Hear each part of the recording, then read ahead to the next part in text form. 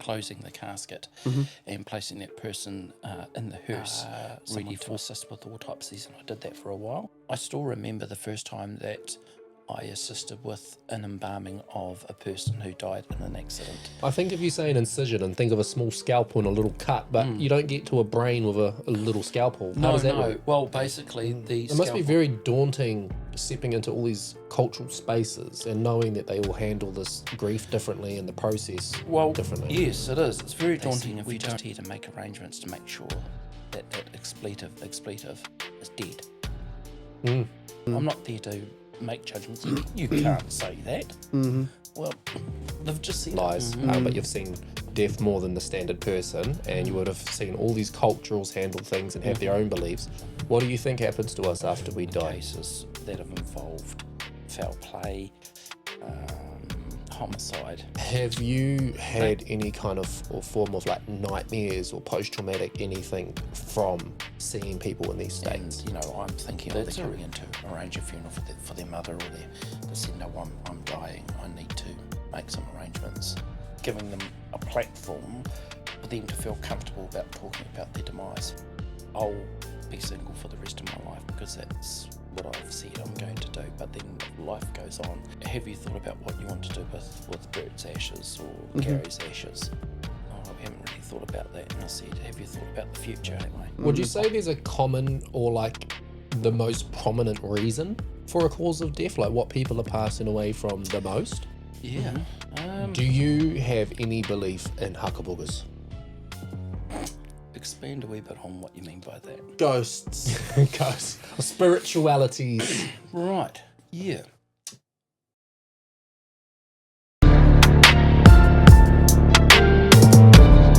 Where you from?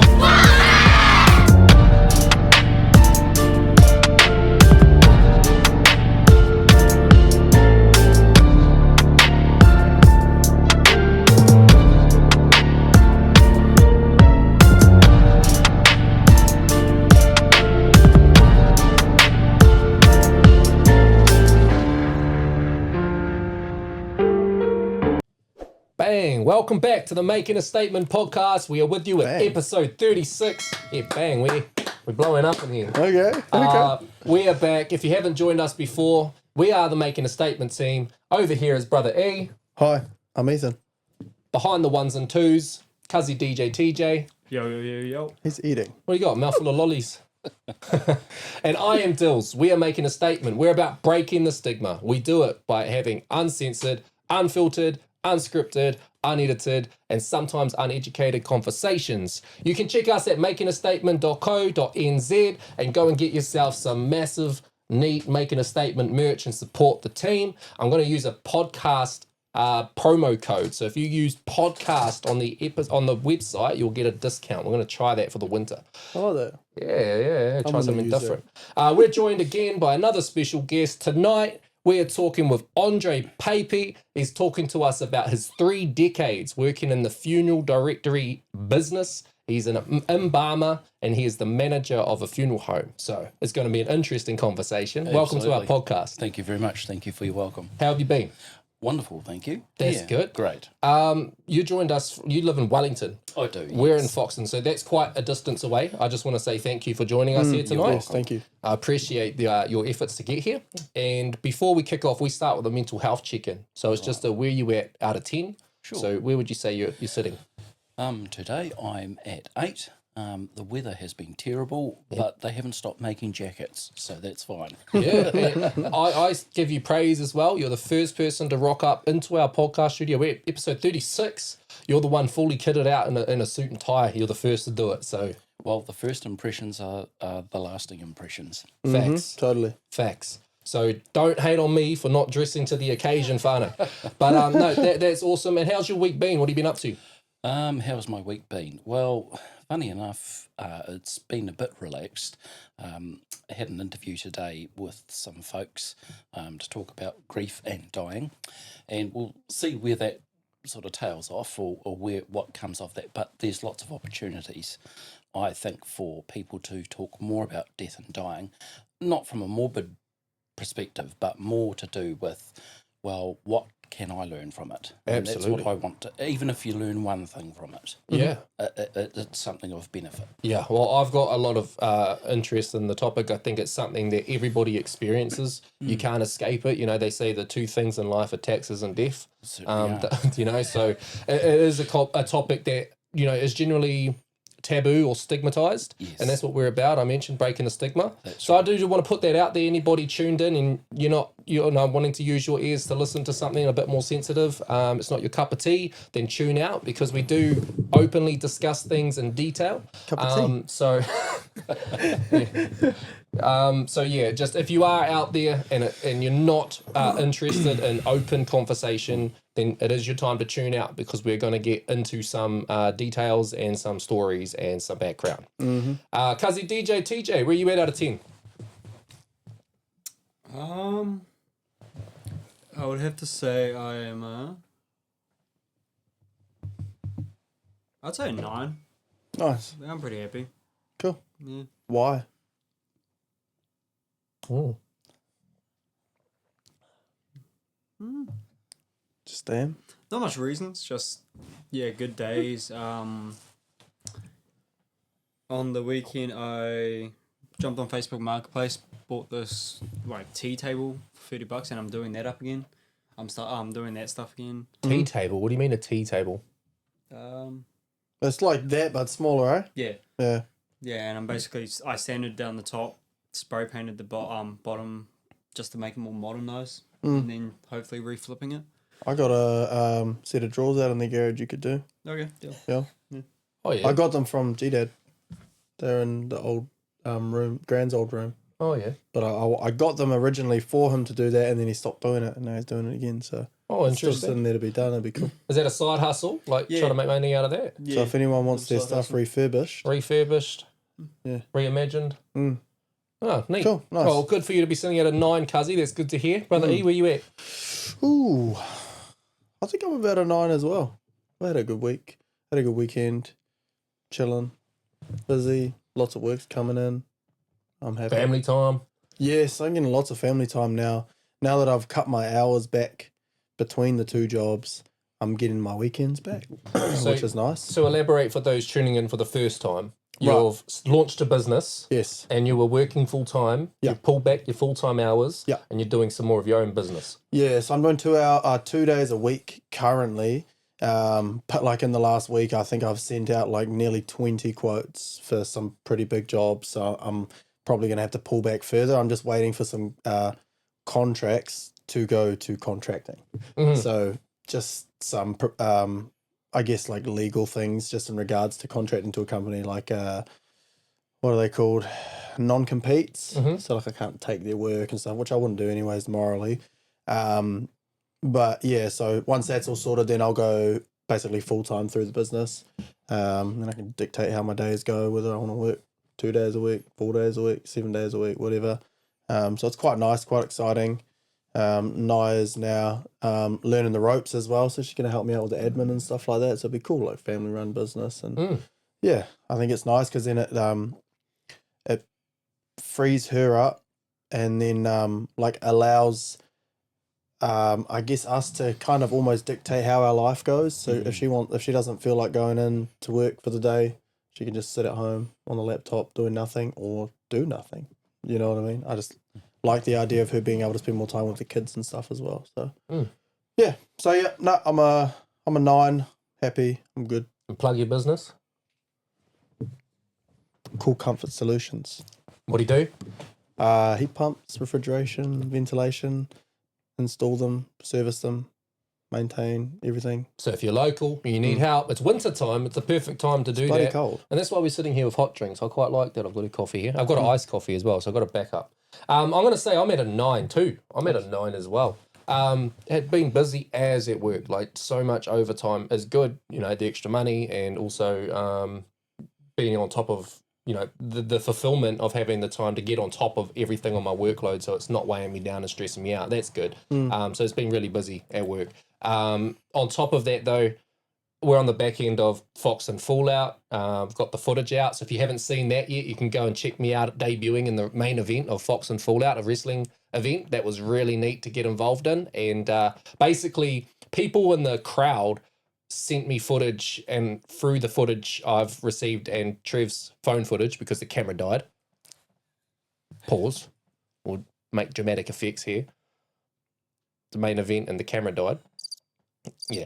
But yeah, no, at the end of the day, everybody sent me in some footage. We pieced it together and we put out the whole match, and it's really cool to see that, watch it back and relive it, and you know, that be a part of my history and something like a memory that I can forever cherish. And yeah, that still got me on a high from that.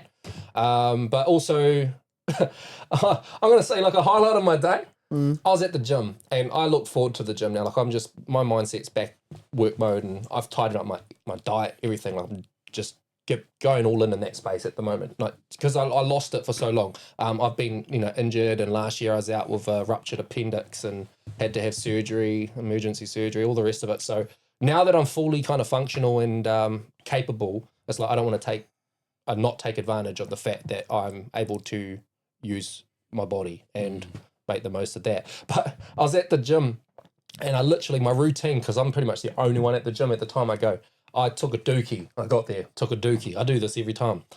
I walk out. This dude walks in, and he keeps going straight into the toilet that I just came from. And he goes, "Are you Dills?" I was like, "Yep. I watch your podcast and this and that." And I'm having this whole conversation with him, and he, you know, he's telling me how neat it is what we're doing. So he probably knows what to expect when he walks into that toilet. Yeah, but he walked into that toilet after me, and I felt pretty guilty. So, you know, shout out to you if you're the one that caught up with me at the gym in the bathroom today. Shout out to you. And apologies. but yeah, I don't know. That was just almost like a highlight of my day, because it was like that, you know, caught me off guard. I just went to go for the gym, and this dude was like, "I love your podcast, and, you know, tune in, I like this episode." And, you know. So, did you then hightail up out of the gym after you'd done that and just missed your workout? No, or were you no. like working out next to each other, and he's like, "Nice, bro." Look, he didn't say anything to me after the fact. He didn't even talk to you once. He's not like, "Man, that guy's got stomach cancer." He probably saw the bowl. Oh, sure. But that's a different story for a different day. Before we kick into things here, we jump into what we call a hot topic. You'll know what this is, Andrae, because you put something in there before. But for those that are unaware, what we do is basically it's a one word, a one line, a one question, a sentence from a previous guest, and they've put it in the box for us to draw out, and we talk about it. Whatever it is, we talk about it openly. And Andre's put himself one in for a future episode. But in this case, we're going to jump on whatever anybody said last time. Trev always takes ages to put his hand in there and pull something out, eh? No, because I'm trying to get... Like, is your hand too big, or is the jar too small? Like, Nah, there's just one stuck to the side. something's So you're not trying to get working. that one. Yeah, I'm trying to get this single one. You know. Puberty. Puberty? Wasn't But expecting that. It's Okay. a non-name. Puberty. Do you know what I'll say? I feel like this makes me feel even more old, because I don't even remember going through puberty. You don't really kind like- of know when you're in it, eh? Well, Like puberty. how would you class that? A general consensus of what I'm envisioning with puberty, at least for boys, is your balls dropping, so your voice cracks. That's the kind of the general piece of it. Pimples, hairies on your underneath your arms.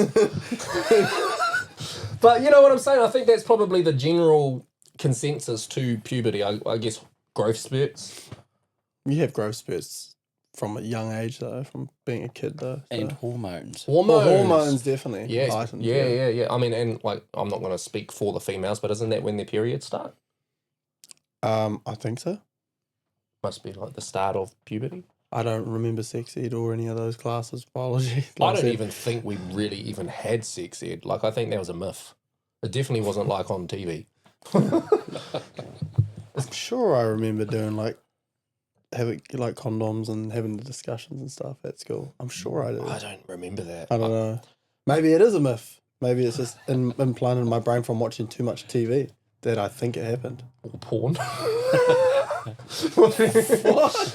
mean, the discussion's been had, but let's see where it all goes. I mean, for young adults who are going through puberty, their prefrontal cortex is still developing. So I mean that's why I guess for some young people, all of a sudden they now have an attitude. And they feel convicted enough to say something and answer back. Right. Isn't there a piece to like the brain that's still developing That's for what like I said. males up until like 20 something? Like you're 20 something? I think it's till age 21 that your prefrontal cortex would have developed by. I think mine didn't grow till I was like 25. That's like the decision making consequential kind of Yeah. aspect to your brain. So Eh? the cognitive ability. I think that's when, like, I reckon that was probably when I started to go down like the naughty era, which I think was like probably like start of intermediate, like second year of intermediate was when I started to be like a little bit naughty and like rebellious and stuff like that. I think like starting to like sneak out of home and stuff like that at night time and stuff, be naughty. So Just to go- you're blaming you know- puberty on that? Yeah, no, but you know what I mean? Like but you know what the funny thing was? Wasn't going to do anything bad. I wanted to go skate more. So we used to sneak out and go to the skate park because the lights were on still. And we go skate till like 2:00 in the morning and then go home. Tut tut. Yeah. Mum still doesn't know that. Trev So now might she still does. be going through puberty. He probably is. Look at his face. Still got a baby face. Hey, Where's shut your up, beard, you cuz? two. Hey? That's another thing that happens. What? You grow a beard. Well, some people still don't have them. So does that mean that they haven't had puberty or is it genetics? It's genetics. Genetics. It's got to be. Must be. Yeah. But in body odor, isn't that like when you can start getting BO? I'm pretty sure, like, you know, hormones, chemicals, all that kind of stuff. Yeah. Hey, if you're going to blame puberty for your rebellious behaviour, I'll blame it for my stinky armpits. What's the blame for that thing? That's stinky. Shut up. Yeah. I don't know. What do you have any thoughts on puberty, Cuzzy Trev? He's over You're the it. closest to the pop topic. He's over it. Is he? I thought we said he's still going through it. Yeah, he's over it though. Yeah. Yeah, I think my whatever that frontal lobe thing's still growing in my head. Yeah. Can you feel it growing? Nah. I can see it growing. Thanks. Yeah. I think that's quite an interesting one. There's a lot to kind of unpack and dissect, but really it's just like a broad topic. They haven't really specified what within it, but yeah, I don't know. It's It's something we open all dialogue at least. Yeah, exactly. But I mean, it's something everyone goes through. I don't really think it's anything you really pay too much attention to when you're in the midst of it. I definitely think. I remember when I got like my first armpit hair, I don't remember that. my first ball hair. Do you remember that? Yeah, I don't know why. I don't remember the exact moment, but I remember being like proud. Ouch. Yeah, Fear. Like, I'm a big boy now. yeah, I guess. I don't know. Yeah, I don't know. I think, like I said, in the midst of it, you don't pay attention to it. But I don't. Do you recall like going through the cracked voice, like your balls dropping? I don't remember that. Nah, not really. But that's what they make a big deal about. I notice it more in other people. Like one day you'll see someone and they'll be talking like that, and then like you'll see them a couple of weeks later and they're like very deep voice. I think the thing that stands out to me, trying to flash back to school and that, is that people all went through it at different times. And then there was like the ones I guess that were ahead of time, and like as a male, they were kind of had some like unfair advantage on the sport field and like in the gym and Man strength. at cross country, because that boy's like kind of a manly boy now, and I'm still a boy. Oh, we haven't had that for a while. So anybody tuning in, behind the scenes, you can hear a siren. That's our Foxton Fire Brigade doing their weekly drill on a Monday night. So we give a lot of love, shout out to them for doing what they do and committing their time and their service to the community. So shout out to the Foxton Fire Brigade. At least it's just a drill, much preferred than a real event. Absolutely. But I guess that segues into yourself, because if it is a real event, sometimes there is death involved, and sometimes if there is, that lands at your door. Right. It lands at your door when you least expect. Yeah, that's a full circle moment right there. So you've spent 1994 it was, eh? You started in the business. Yes. So, 1994 was the year. and I was still at school, and the firm that I was working for at the time, they needed someone to wash their funeral, all the hearses. So that was my job sort of after school. But I guess curiosity came from it as well. My father was an Anglican priest, so at the time it sort of fitted all in with what we were doing. And the conversation that you and I had earlier, I had thoughts of doing law or perhaps journalism. And my career, I guess, back then, a lot of the firms were owned by families. Mm-hmm. And of course, a lot of the families, they employed their own family, and there may have been a couple of outsiders who may have been employed. But time has moved on from them, and a lot of the firms now are sold to private interest or groups who can afford to purchase stock, land, chattels, and the business itself. So, yeah, so broadly speaking, yes, I joined the funeral industry at a very young age while I was at school. And then a position came up as a funeral director's apprentice. Wow. And you just naturally segued into that from the hearse cleaning. That's right, absolutely. So the process itself was slow. But I guess the reason for that back then was to train people properly rather than, oh, well, look, you'll be on call next week or you'll be answering calls. And in fact, until you became competent in a particular aspect, then you moved on to the next and next and next and next. So I guess the training back then, a lot of it was practical. Right. I guess that's the one way to learn. Well, it's the only way to learn for some people. And one of the things that I learnt is very quickly is that it's not my responsibility to answer that phone. Because I think when people ring into a funeral home, they need to know and they need someone with confidence to answer those questions, but also be heard properly. Mm-hmm. And a school leaver couldn't possibly do that properly. Yep. So that's some of the harder training. And as I say, when you work your way through the funeral industry back then, you learnt quietly and you learnt that things have to be done a certain way. And then once you've mastered that, then you progress on to the next thing. So the natural progression was for me to what we call trim the caskets. So caskets were bought in from a manufacturer, and then it would be my responsibility to upholster the caskets. That's the inside, like cushioning it. That's right. Yes, exactly. So it's just a wooden box before you got to it. It's just blank, and and that was my job. And look, I did that for 5 years solid. But a part of my duties was doing hospital transfers. So I would be responsible for going to the hospital mortuary and bringing them back to our premises. So, can I ask a question? Yes. How soon into this industry did you see your first passed away person? Am I allowed to say the D word? You are indeed. Okay. Probably The 2 D weeks. Well, I don't know if we'll get cancelled for it. Yeah. That's all. 2 weeks, like as a school kid cleaning the hearses Yes. at that point. Oh, wow. But I was never ever allowed in the mortuary where the actual preparation happened. Right.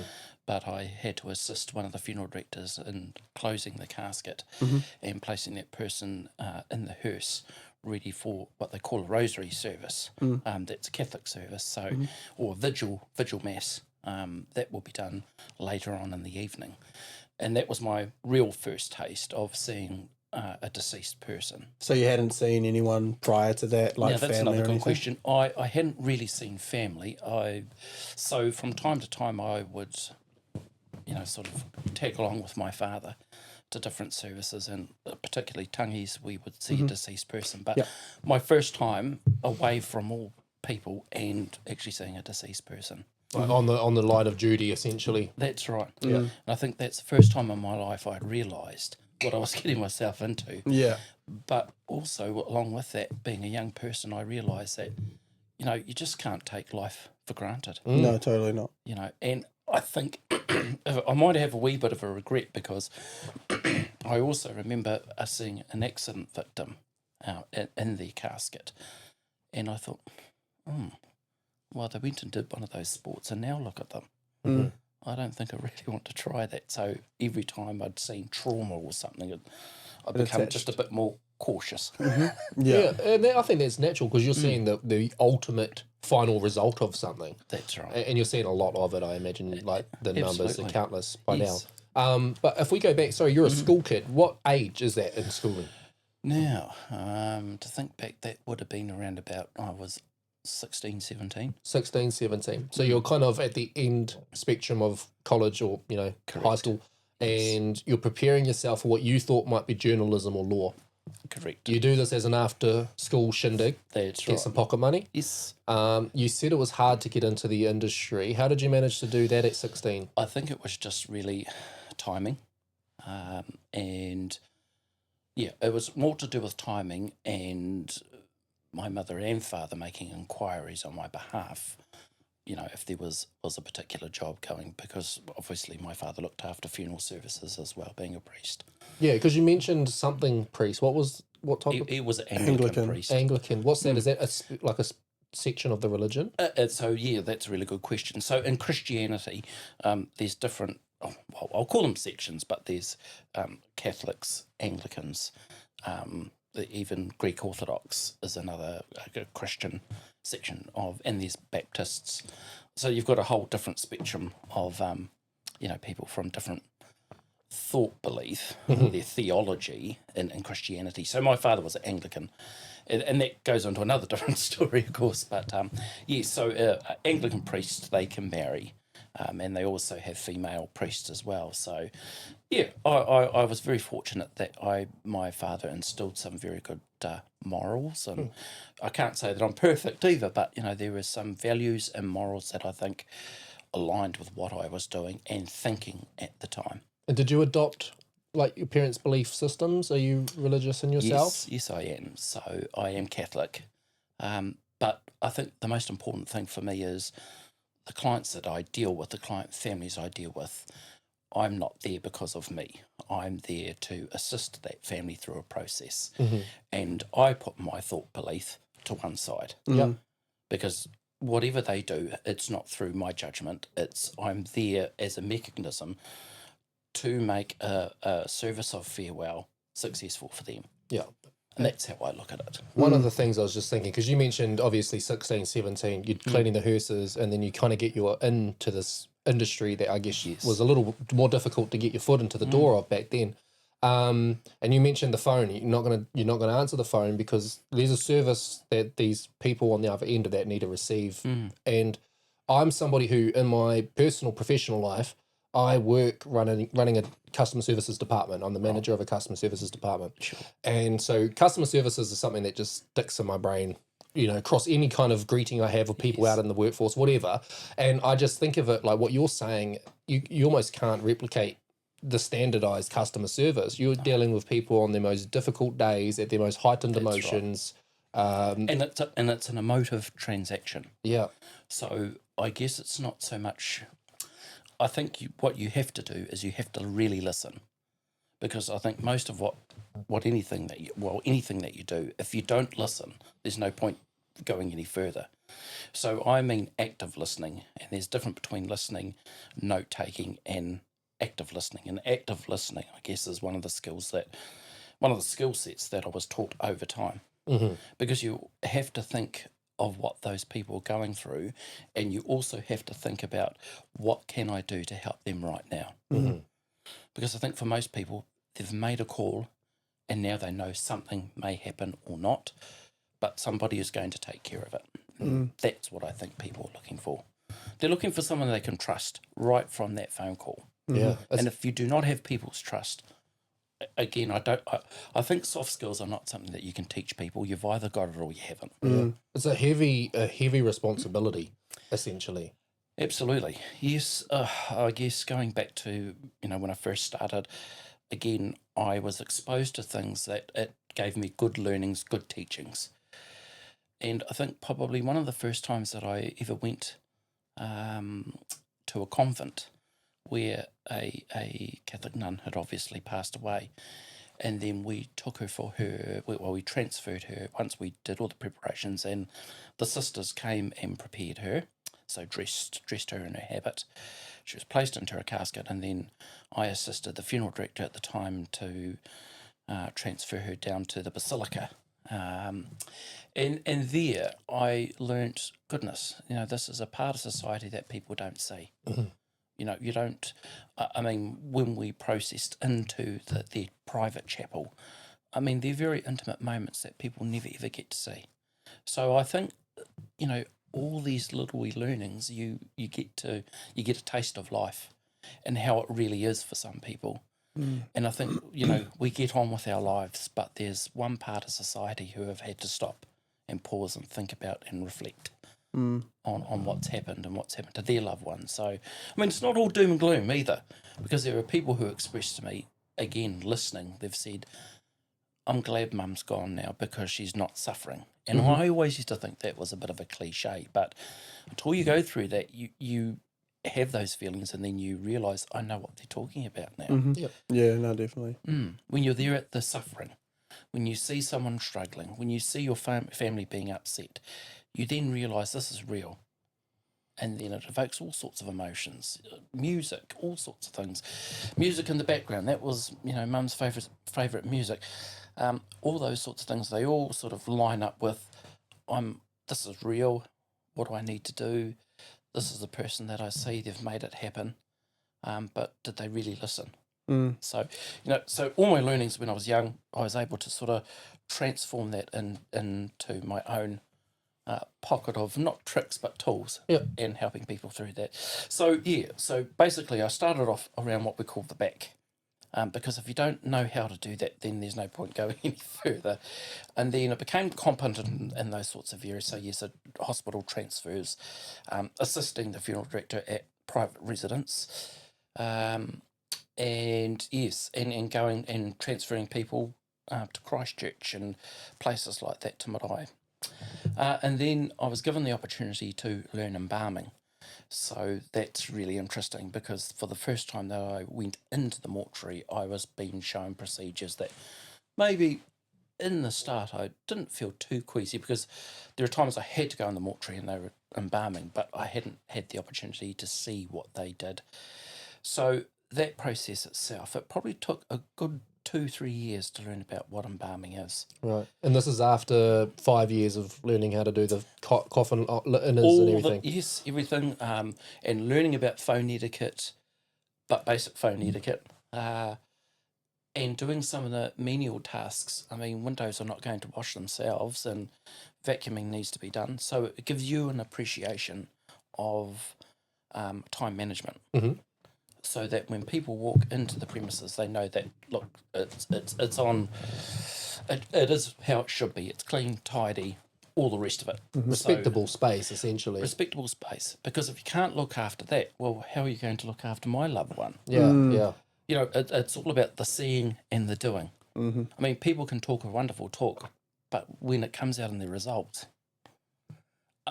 what's the point? And I mean, at the end of the day, a funeral home is charging a professional service fee for what they do. So it has to be right. We've only got one chance at this. Yeah. I mean, if something has gone awry, you need to take it on board and just put your hand up and say, I did something wrong. I'm very sorry, but this is what I'll do for you today.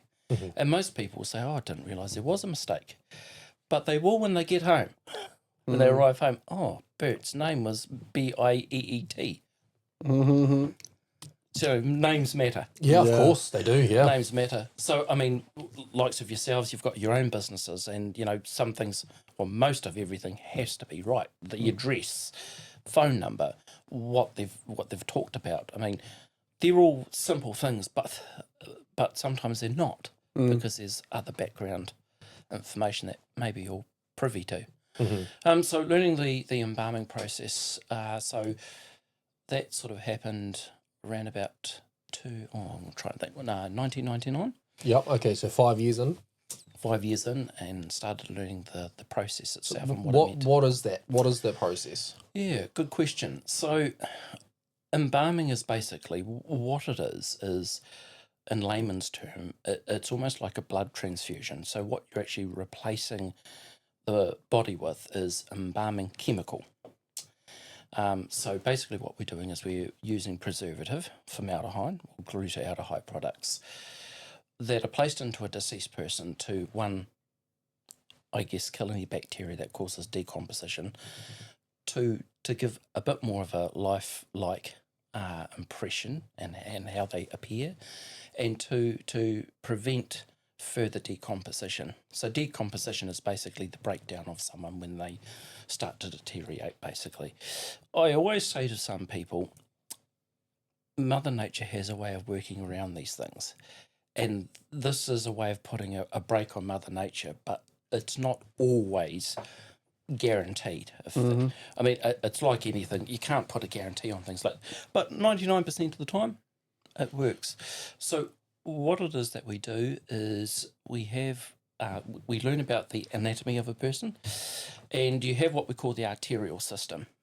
So the arterial system is basically the circulation of blood. So you have veins that take blood away, and you have arteries that feed the body. Now, we have what we call here in the clavicle region, and you may have heard of it, the carotid artery and the jugular vein. Now, an embalmer you wouldn't dissect them, but what we do is we make a small incision in the clavicle region, and we raise those two vessels. Once we've raised that, we have what we call in layman terms, we have a pump, and that pump, the chemical was placed into. And then connected to that is a long hose, and on the end of it is what we call a cannula, or let's call it a needle for this talk. Anyway, we make an incision on that carotid artery, then the cannula is placed into there, and then we start the pump, and it starts to the flow of embalming fluid throughout the body. So do you remove the blood first, or the blood's still in there? The blood is still in there because we need to we need to build up intravascular pressure. So what happens is, if you can remember Willy Wonka, and Augustus Gloop, he was going up through there, and of course you want to build pressure because in your body you have arteries and then capillaries, and you want that fluid to go right out into those sorts of regions. And then once that has happened, then we make an incision in the vein, and then blood starts coming out. And all it is just fluid going in, blood coming in. And it's the blood that makes decomposition. And I've got a weak stomach, sorry. That's okay. And it's not for the faint-hearted if you're not used to it. So throughout that process, we're just monitoring that person is looking better.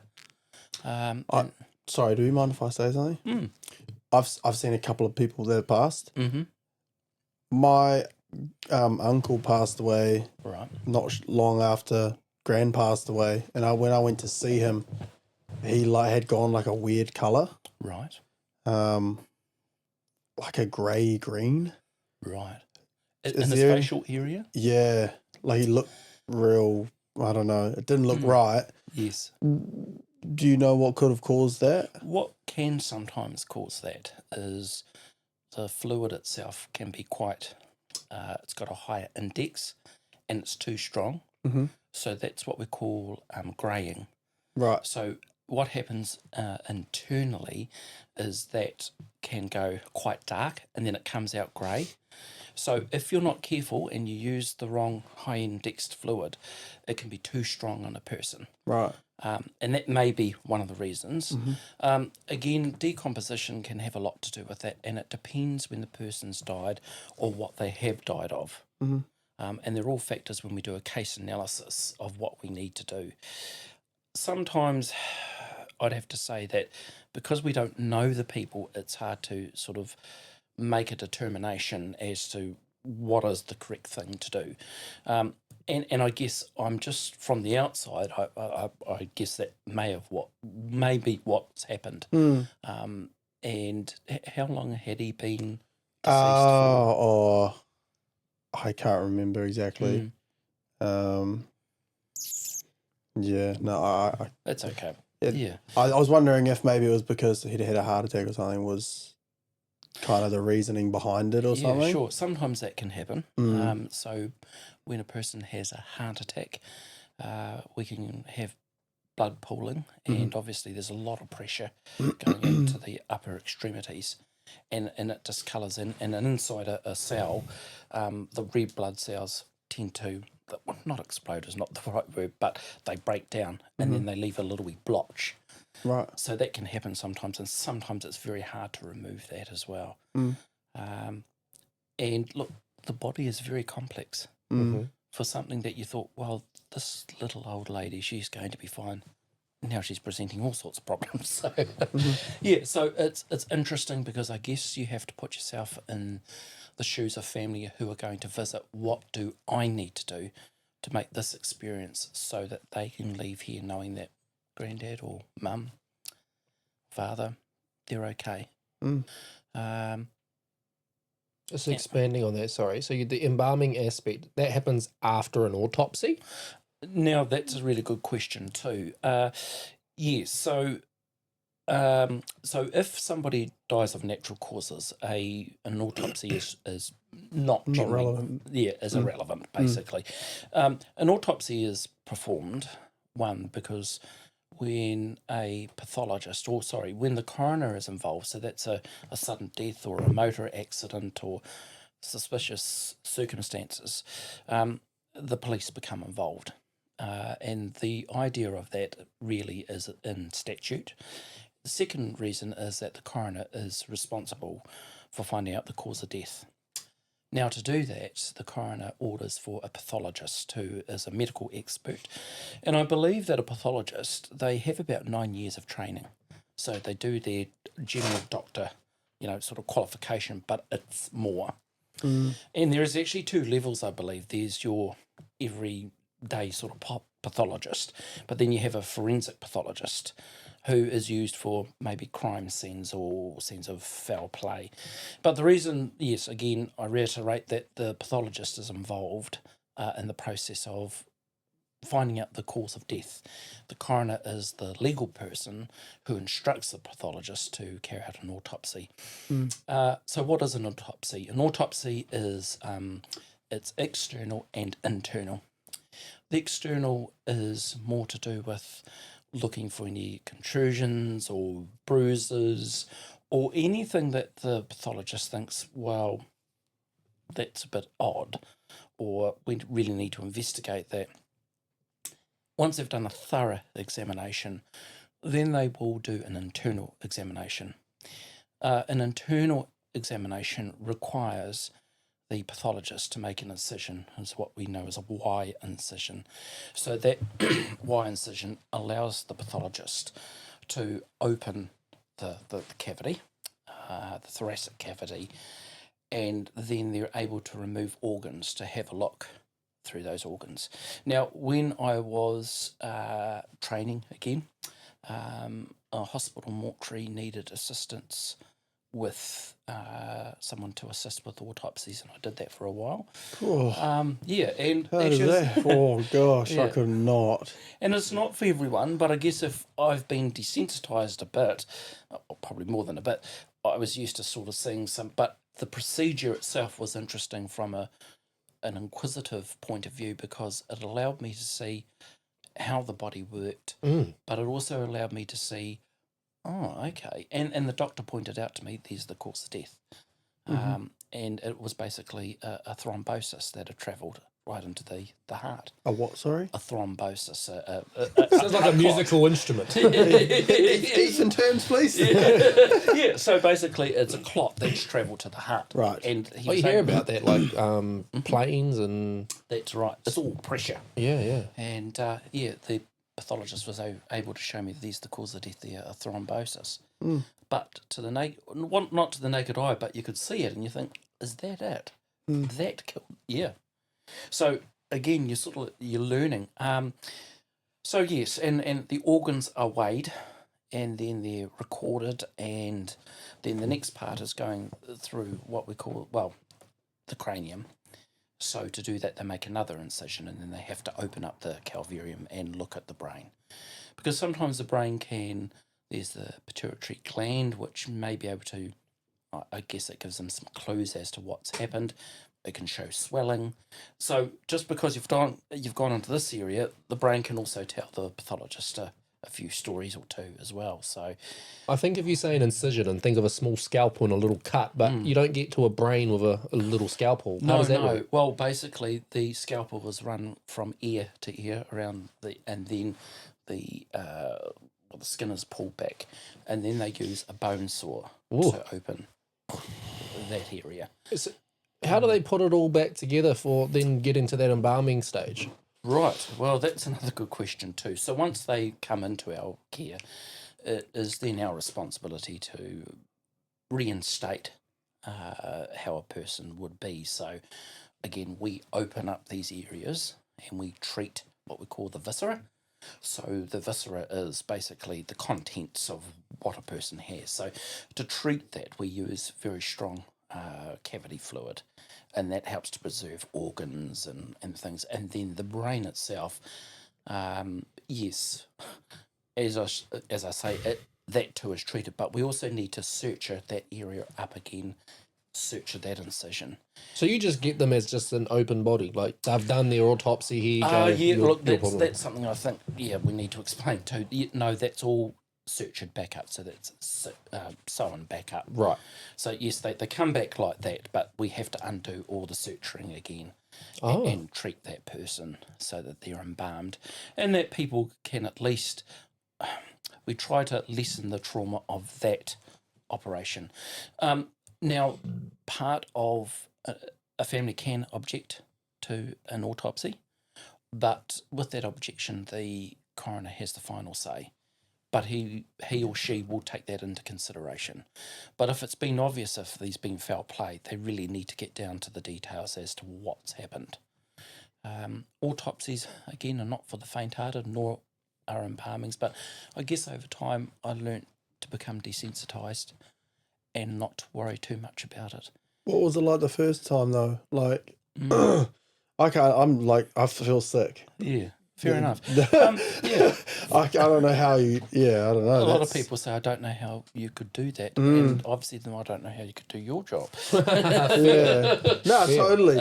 Yes, Yeah. being up on the roof all day and sort of putting sheet metal down there, sort of. But all extremities aside, the first time I did an embalming was a bit nerve-wracking because I had to get my head around, I'm now making an incision into somebody, and as a young person you think, I could be hurting them, or it's just natural to think that.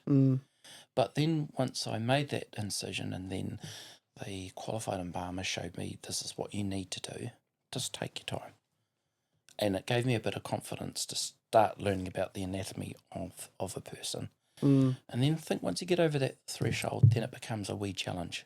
Next time I'll do this. Next time I'll do this. I'm getting there. But it does take a wee bit to getting used to.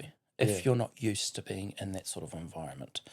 It probably wouldn't be so bad if someone who was a nurse or a doctor who was constantly around it, but I'd never been around that sort of scenario. So, yeah, it took a wee bit of getting used to. And then when I saw my first autopsy case, I'd have to say I was a bit taken back. But again, the learning is slow, so that you become used to seeing things. I still remember the first time that I assisted with an embalming of a person who died in an accident. And that person was around about my age.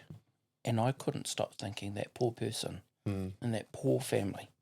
And it took a wee bit to get your head around. But then once I got around it, I thought, well, whatever I'm doing, I'm helping that family so they can say goodbye. Because this was, I was going to say about empathy. Like that'd be a very hard task. I know for someone like me, I don't know if I'd be able to do that job because of how emotionally affected I get by other people's emotion. For sure. So that'd be, I can imagine a pretty hard task for like you guys to go through, is seeing that all the different types of emotions running through the family members and it's surprising. Ones. It's absolutely surprising, and sometimes you can surprise yourself with what you see. I think the saving grace of it all is that we don't have any emotional attachment to the people that we deal with. So I get where people come from when they do feel emotional, because you think of the memories, you think of what your nana or what your father did for you, but we don't have that attachment, so we're detached from that emotion. However, it doesn't mean that we don't have empathy. because you can see what it does to people, what grief does to people. So I guess as a funeral director, an embalmer, you tend to think, what can I do? That is the goal. What can I do to assist people through this time? And sometimes it's the little things that become the big things. So an example of that is once we've finished our embalming process, there might be, they wore glasses, but they didn't wear them all the time. But what I've done for some people is I've put those glasses in a person's hand. So when the family walk in, they can see their nana, but they saw the glasses. So it's all about the little detail that means something to someone. So it helps them to remember that, yes, nana has gone, but we know that nana's got her glasses with her. So it's all the little detail, and it's those things we're almost like a butler. You almost have to anticipate the need without being told. And it's all about observation skills. You know, walking into a family home. Walking into a family home gives you lots of clues about what sort of family they are, whether they're a formal family or informal or they're relaxed. And it gives you lots of clues as to the sorts of questions that maybe are appropriate to ask. And I've been fortunate from all my different learnings, I've been able to sort of sit back and observe, because that's what I did for 10 years. I just sat back, observed, and listened to what my colleagues said, and I could sort of see what worked and what didn't work. So going on to the funeral directing side of things, I was very nervous when I arranged a funeral with my first client family. We have what we call an arrangement sheet, and I hung on to that for my dear life, because the last thing going through my head was, I hope I don't say anything that'll make them annoyed, but then you come to a point in your life you think, I need to have a conversation as we're having a conversation. And I think having a conversation just makes it a bit real, but it's genuine. So once I started to become more confident, I was able to put that arrangement sheet aside and sit down and have a conversation with people. And one of the things I ask people, describe your mother to me. And in that conversation itself, you start to listen with their voice.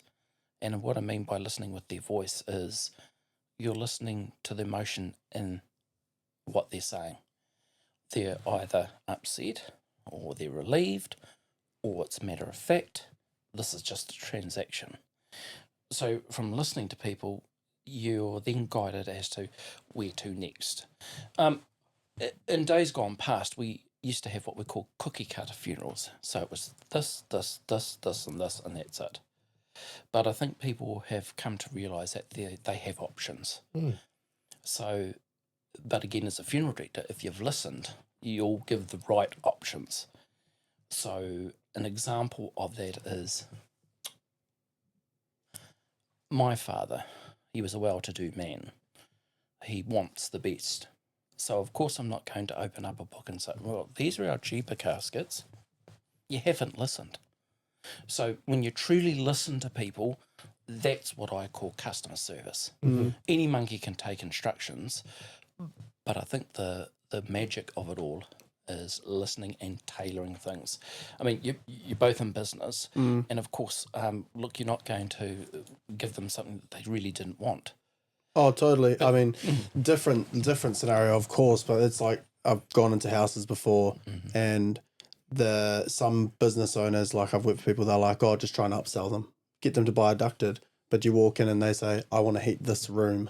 So I'm like, well, I'm going to give you the best option to heat this room. I'm not going to try and sell you the bee's knees biggest system with all these little Wi-Fi's and all this sort of stuff, because that's not what they've asked me to do. That's right. And you've listened. Yeah, exactly. And people see through those things. And I guess what it is that I'm selling is more service than product, because people know what they want, or they think they know what they want. But I think part of the learning is I don't sell caskets to people. They will have an idea about what they want. So I take them into the casket selection room and I'll say, look, have a good look, take your time, think about it, and come and see me once you're finished. Or if you have any questions, I'll be in the front office. I'm not there to stand there and say, now this is our, and this is our. They can see, they've got eyes. They can touch and feel. That's what that's about. Things will sell themselves. And it's quite surprising what people choose nowadays. When I first started, it was mainly Remu caskets and mahogany, and then if you were really well-to-do family, you'd have an oak casket. But it's gone beyond all of that. People have different ideas about what they want to place their loved one in. But again, I reiterate, the training of funeral directing and what comes with it is, there's a lot to learn. But what I also learned about myself is I had to grow up very quickly. And It's again, a very mature environment. it is. It's not a time to play around and have jokes. There is a time and place for it. But I think for most people, they just want to get down to business and know, how are you going to help me? We're very sad at the moment. And you have to gauge that. You have to read a room within the first 2 minutes, or else you've lost them. Yeah. You've lost their trust. It's so important. I feel like if I was, when I die, I was going to say if I die, when, I just want the cheapest, easiest option, so there's no stress on my kids or my family, and they're left with as much money as possible. That's how I would look at it. Sure. And look, I'd have to say for 40% of people, that's how they think. But if you take it back a step, the funeral process itself is for the family. Oh, yeah. And it's totally. not for you. And I think, and maybe of that same vein, I think some people have taken another step back and think, well, why can't I give my dad a really nice casket? During that COVID period, people couldn't, or they just couldn't be part of the process. Yeah. They were locked out of a process where they just couldn't be a part of it. So we were having families, look, we want the best coffin for Dad. And we knew that they weren't going to send, but we want to know that Dad's gone in something really nice. If we can do that, Dad looked after us all our lives. Yeah.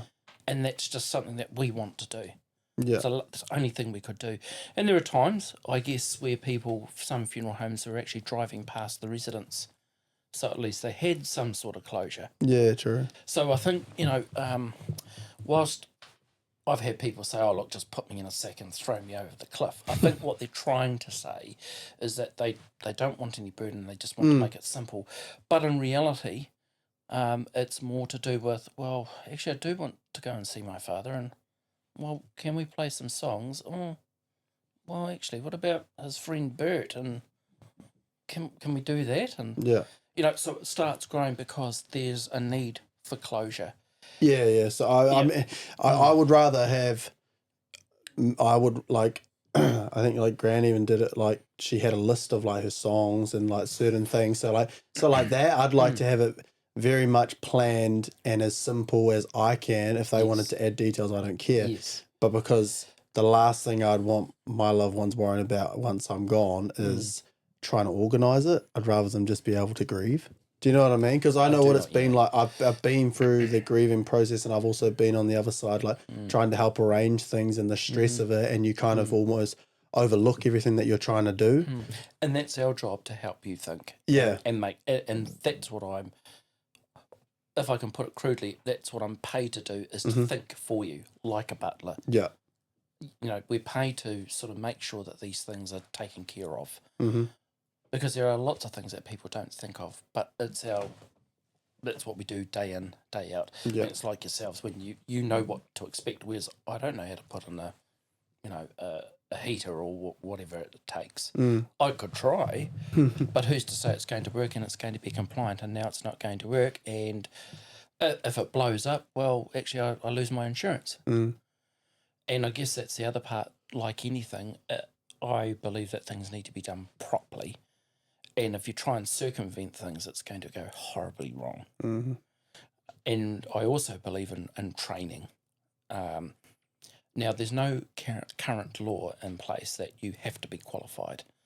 But what I've learned through qualifications is it allows your thinking to go a bit deeper than what it needs to. Because again, there's a difference between note takers and people who give proper service. You either know your industry or you don't. And if you don't know, so. and I'll find out. Mm. You know, I think people are looking for transparency, honesty, and when you don't know, or if you've made a mistake, say so. Mm. And as I say, 9 times out of 10, people go, I didn't realise there was a mistake. Well, there is, and it's not good enough. And I apologise for it. Oh, well, we weren't expecting. That's all about service. So I think that's good service, at least anyway. What kind of mistakes would you encounter in that kind of industry? Obviously, you mentioned the name and maybe misspelling actually, it. there's been a few, I say, whoopsies that have happened to all different funeral directors. They may have forgotten to put the newspaper notice in, or they've forgotten the trolley that the casket sits on. It's still back at the chapel, and then now they needed it at the church. No. They're all little things that are big to us, but we try to make it seamless so that it doesn't become a big worry. One of my mentors said to me, whatever you do, do not run around in front of people. You will cause chaos. Do that around the back. But look cool, calm, and collected. Mm. That's almost a life lesson. Just go do that in any industry and you'll look a bit better. Yeah. People are expecting you to perform. Mm-hmm. So that's what's required of this. And yeah, so the mistakes, I guess, they're things that can happen sometimes when people become absolutely busy, or just little things that have been forgotten. But as I said previously, the little things are the big things. And, you know, it could be a simple thing as we wanted a bottle of whiskey on Dad's casket. And in amongst when you're busy, we've forgotten to put a bottle of whiskey on Dad's casket. But then you have to think of creative ways to sort of make it sort of work as well. Right, Norma, you need to go down to that bottle shop, go and buy a bottle of whiskey, bring it back. Sorry, what was that beep, cuz? Storage, I'm sorting it now. Shut. Before it turns off the podcast. Okay. Sweet. Yeah. Some things which the public hasn't seen. One funeral director told me that he was supposed to take 2 trolleys to the church, one to place the person on and then the other one down by the altar. But he only had 1 trolley because it was a pair of stairs and it's just the way that it worked out. So he and his assistant thought, well, if we put it down on the church floor, the carpet, we can push the casket up the aisle and then lift it and place it onto the trolley. Well, they did that and it was successful, but they looked behind them and all the carpet had sort of bunched up. So they had to go down the middle of the aisle and push it all out. Better than I thought the story was going to be. The casket opened, body fell out. Yeah, that's right. That's what I thought. But Surely to us that hasn't happened. No, and look, to us that's a big thing because we're thinking, oh goodness, those people are going to be here shortly, and we need to sort of make it as though it seems. So the whole thing is important. It's really important. I think people need to know that they've got someone trustworthy that's able to deliver on what they said they were going to do, basically. So the teachings of being a funeral director, embalmer, it's all about detail. Mm-hmm. Detail, detail, detail. And to learn that, I think that takes a number of years. I've been a career funeral director. Yes, I have actually done some other jobs just to make sure that this is what I wanted to do. And yes, I come back to funeral service because I know how that works. I've dealt with a cross-section of people and it's really surprising. Another thing, a learning that I've learned is we're talking about different Christian religions. Now, I've dealt with Muslim families and they look at death very differently to New Zealanders and they want to have the burial as soon as possible. So the minute we talk about it, when can we have it? We need to have it now. I've dealt with the Greek Orthodox community, so it's very religious. And what we would expect at a run-of-the-mill funeral, they have a priest who will always chant at the funeral, and they have the Trisagian service, so a 3-type sort of service, but it's a very religious service, and it's probably something that many New Zealanders haven't experienced. But the beauty of it is that they know how it works for them. There's no fluffy bits about it. It is what it is, as they've said to me. And the service can be quite emotional because they open the casket at the end for people to come and congregate and pay their last respects.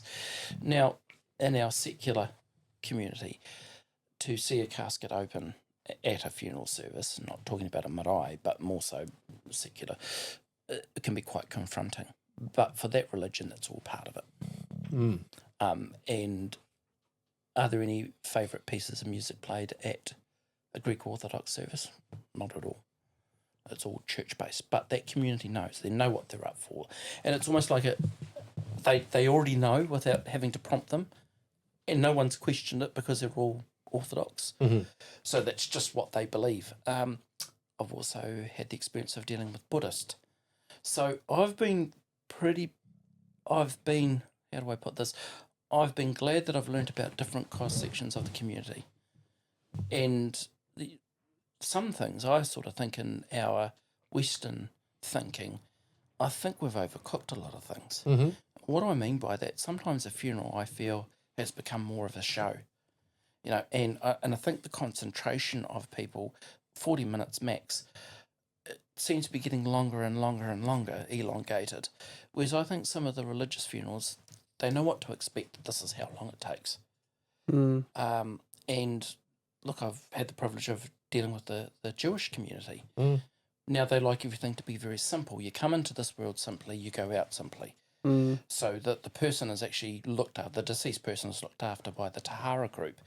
And they're a special group who look after the deceased people. They're dressed in their burial garments, they're washed in a certain way, and then they're placed in the casket, and then it's closed. But traditionally, there's some things that they observe, that the casket must not have any metal pieces with it. The mirrors of the funeral home are covered. And I think somebody told me that there was one rabbi who wouldn't allow themselves to be in the same room as a deceased person because it wasn't kosher. So there are some strict observances that they had. So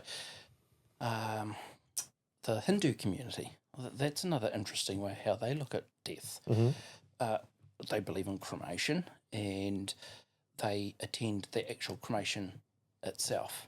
So they like to push the button to close the door and start the cremator.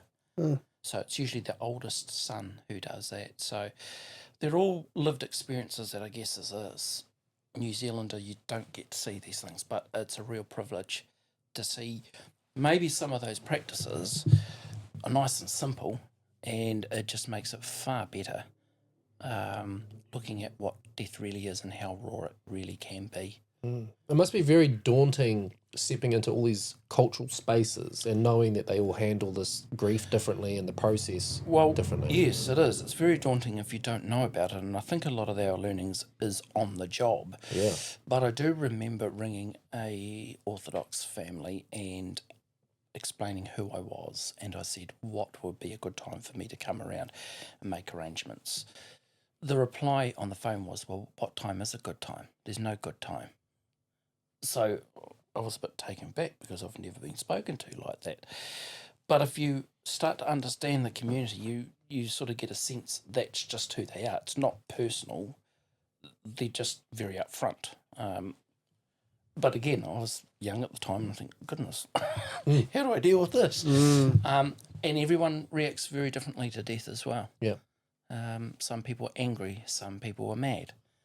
I literally had a family some years ago who came and made arrangements with me, and one of the things that really put a spine tingling sort of reaction for me was they said, we're just here to make arrangements to make sure that that expletive is dead. And you sort of think, most people come along, oh, we love our father, but not this family. But then you have to take a step back. I haven't been a part of that family.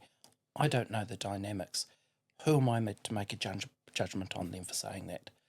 I mean, they have every right to say what I don't know. Maybe that person may have abused them. I really don't know. So sometimes you just have to go in there with a different frame of mind and think, I'm there as a professional.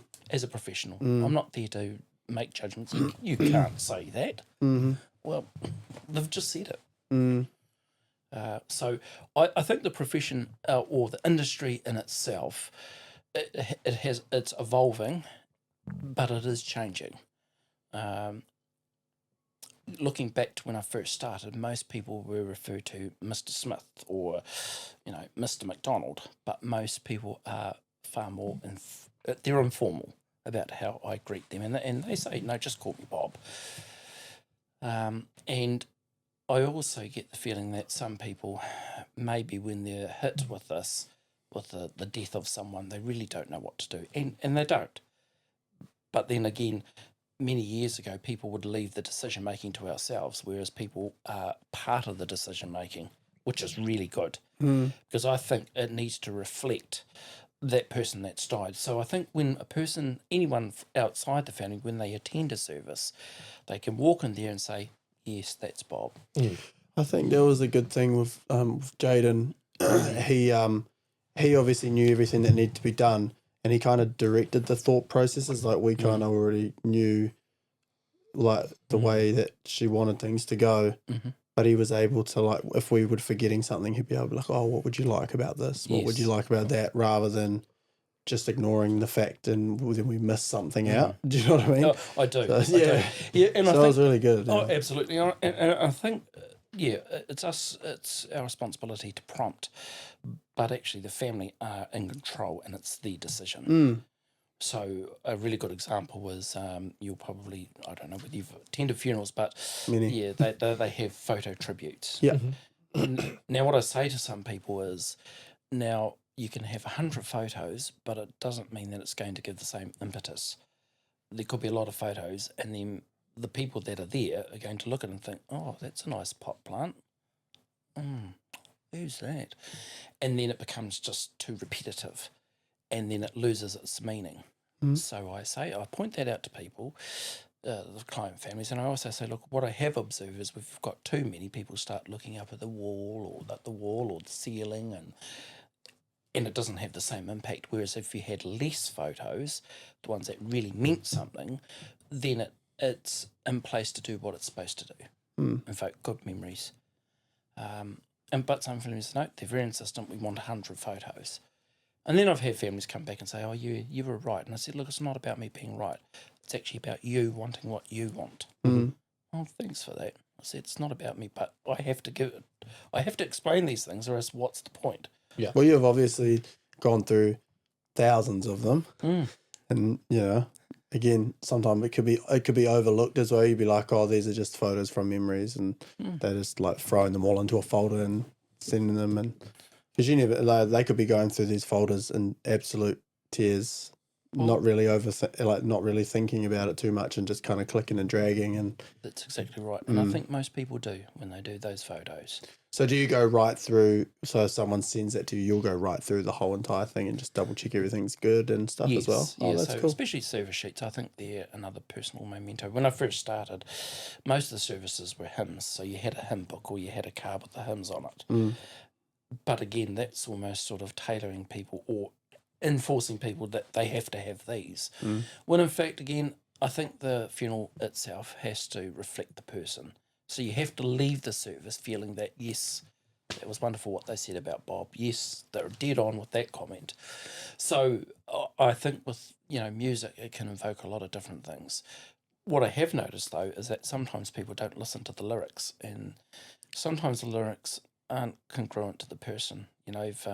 Cheating and stealing, and it could have been the local vicar. So, Right. Do you know what I mean? I think sometimes, sitting down and giving people time to think through these things.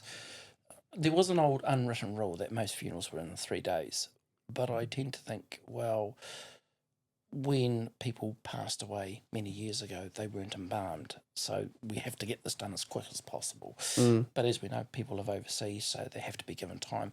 But I always encourage people to have time to think through things. So how long do you reckon, is that time frame from, say, the 3 days to how long can it go until you think burial or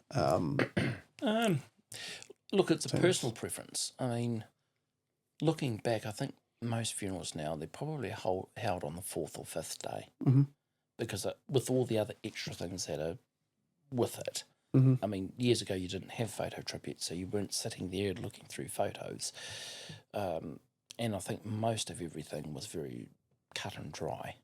Whereas now I think people need time to think and process. I mean, there have been times where I've spoken to family and they said, yes, come around, and then you meet the family, they're not ready to make arrangements. They just can't answer any of the basic questions. And I always say to them, look, I don't have to be here today. Do you want me to come back tomorrow? Or can you? Absolutely. We've got the basics. We've got what we need. Do you need some time? I think I do. I think I've just realised what's happened. But you also have to learn about becoming mature with emotional feelings as well. Because if you're not thinking in that vein, I think you're doing a disservice. You have to read the room.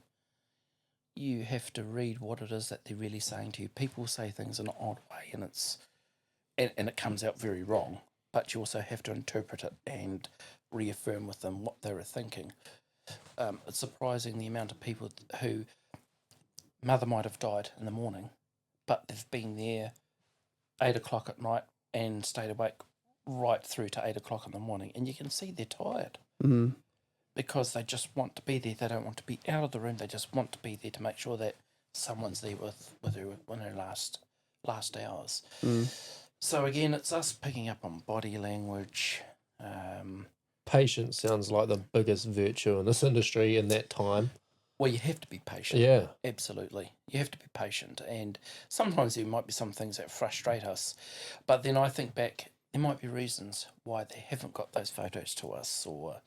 But again, it's a responsibility of ourselves to keep checking in because you want tasks to be done so that we're not running around in the morning printing things off. And so there's a lot of preparation involved. In a rapid time frame. It's almost like we're event people who you've got practical things to do. It is an event, really. Like you're gathering an attendance and you're doing a showcase, and there's a number of itinerary planned, and that's right. It goes down to you guys generally there's catering involved, there's the seating arrangements, there's the presentation, the PowerPoints, the microphones, the sound systems, and there might be families who, oh look, can you have 10 gluten free? Now, if you forget that, it's all about the detail. They're all the little things that matter. But as I say, funeral directing is not note taking. It really is listening to people, and there is a movement that says, look, you could do everything yourself. And look, if people want to do things themselves, so be it. I'm not going to put my oar in there and say they're doing things wrong. But it's like anything. I could do my own plumbing, but who's to say that it's going to work out? And I mean, I haven't got the temerity to say, oh, look, how do you put that together? And, oh, where do you get your products from? That's all the intellectual property of that person who's doing plumbing, right? Because they've done the training, they've got the qualification. So, it's sort of, you sort of have to sort of take a step back and think, what can I do? What is it I need to do? What is it I want to achieve? And, going back to embalming, I think it's one of those sort of principles of life that you're the guardian for that person. So when people come into our care, I tend to think, this is what I think. Please make sure that you respect me because I can't put the sheet up over myself anymore. So that's what I think, is that I'm there to protect them. And, a mortuary is a very sacred place. It's not a thoroughfare where people should be coming in like it's a fish and chip shop.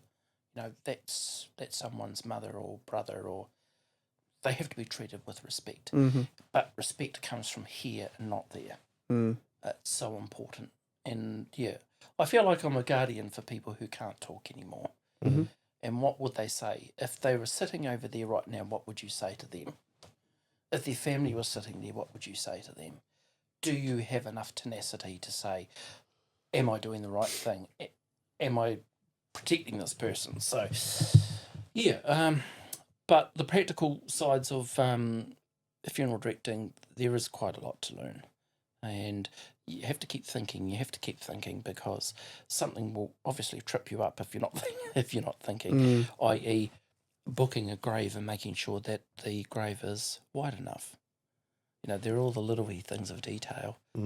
Are the family going to backfill the grave? Well, did you alert the council?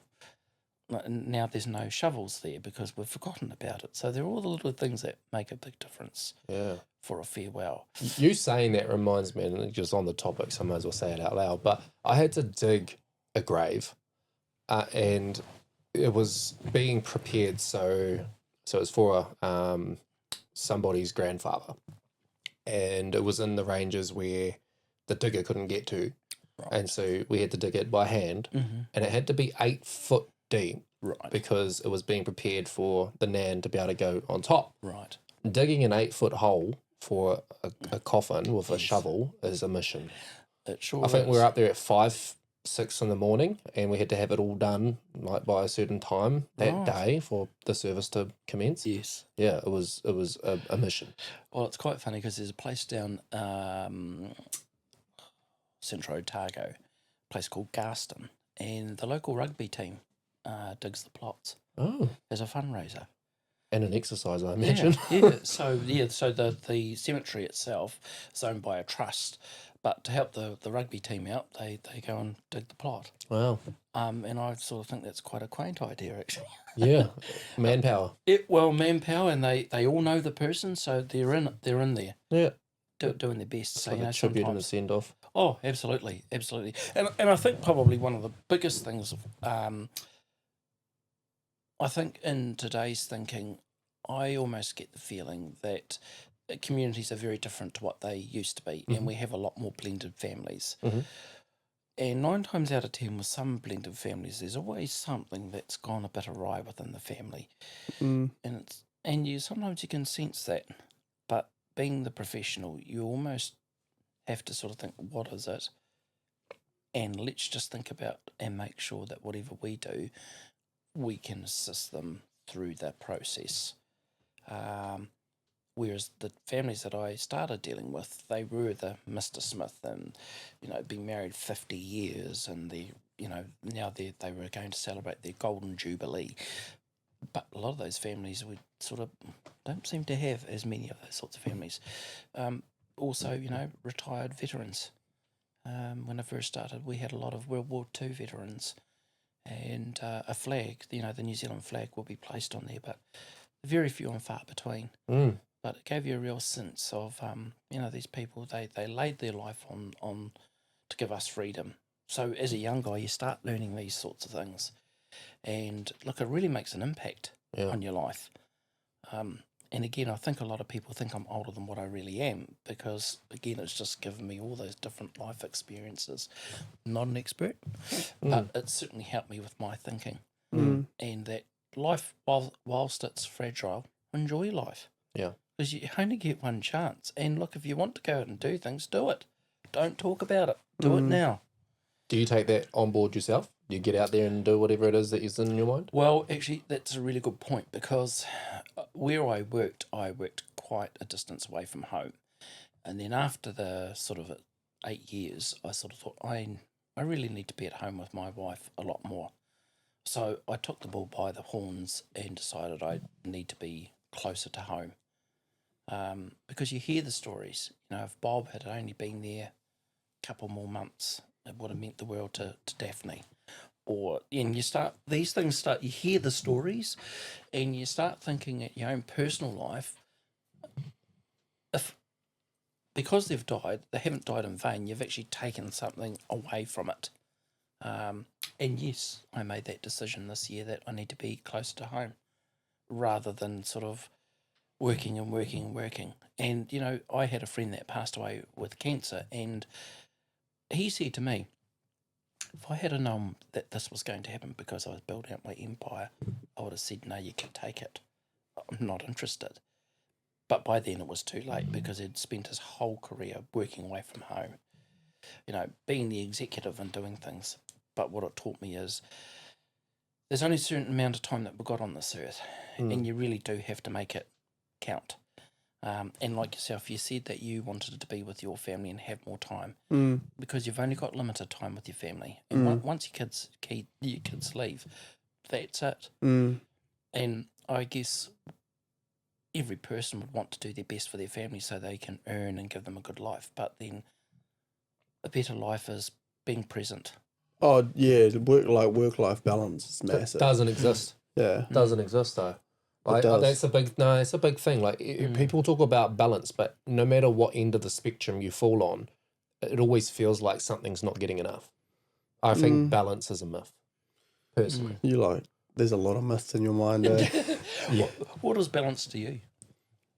Just making that time. If the kids are asking for something, they're gonna get it. If they want to go do something, they're gonna get it. Sometimes I'm still learning that. Like at the end of the day, obviously I'm tired. I have a bit of admin to do now that I've started my own company, and sometimes I want to sit down, that after dinner, 6:30, 7 o'clock, and that's around the time that the kids are getting ready for bed, and they come in, ask to read a book. Oh, hang on, I'm just going to finish this. Now I've started going, no, I've got to put my laptop down and I'm going to do it right now, because that's an extra 5 or 10 minutes that they wouldn't have got if I had just kept doing what I was doing. So just like that type of thing, like I don't think you can go perfect, 8 hours here and 8 hours there. It's not going to be perfect, but as long as you're giving them the time that they're asking for, and then also trying to make that extra little time when they're not expecting it as well, because then that kind of gives them that, daddy's always thinking of us. That's kind of what I'm thinking. Like, so like they're not expecting it, but I'll call Shania on my way home and be like, let's take the kids to the park. And I'll get home and we're going to go to the park, like things like that, just so that it kind of, like I say, when they ask for something, they know that I'm going to be there, but then also they know that I'm always thinking of them, even when I'm at work. Yes. So that's kind of my idea around it. Well, believe it or not, you've already said your own eulogy, because kids will remember those things, and they say those things at funerals. When I was little, my dad, he used to read me a story, even though I didn't realise he was busy, but I remember him putting the laptop to one side and he would make time for me. And that's something that nobody can take away from me. So I think, that in itself, I think it's really, really important to take time for yourself. Writing your own eulogy is a pretty crazy concept. Yeah. I think like my biggest drive in my life is my kids, and it's not just my kids in general. It's wanting to be able to not only give them the best life that they can have, but to continue on further down the track as well. So like instilling in them what it's like to be a parent and the reason to be a parent, so that they pass it on to their kids, and then hopefully that continues a tradition through our whole family. Like you said, it's pretty inevitable that we're going to die. So I think the impact that you can have is pretty important, like what you do everywhere.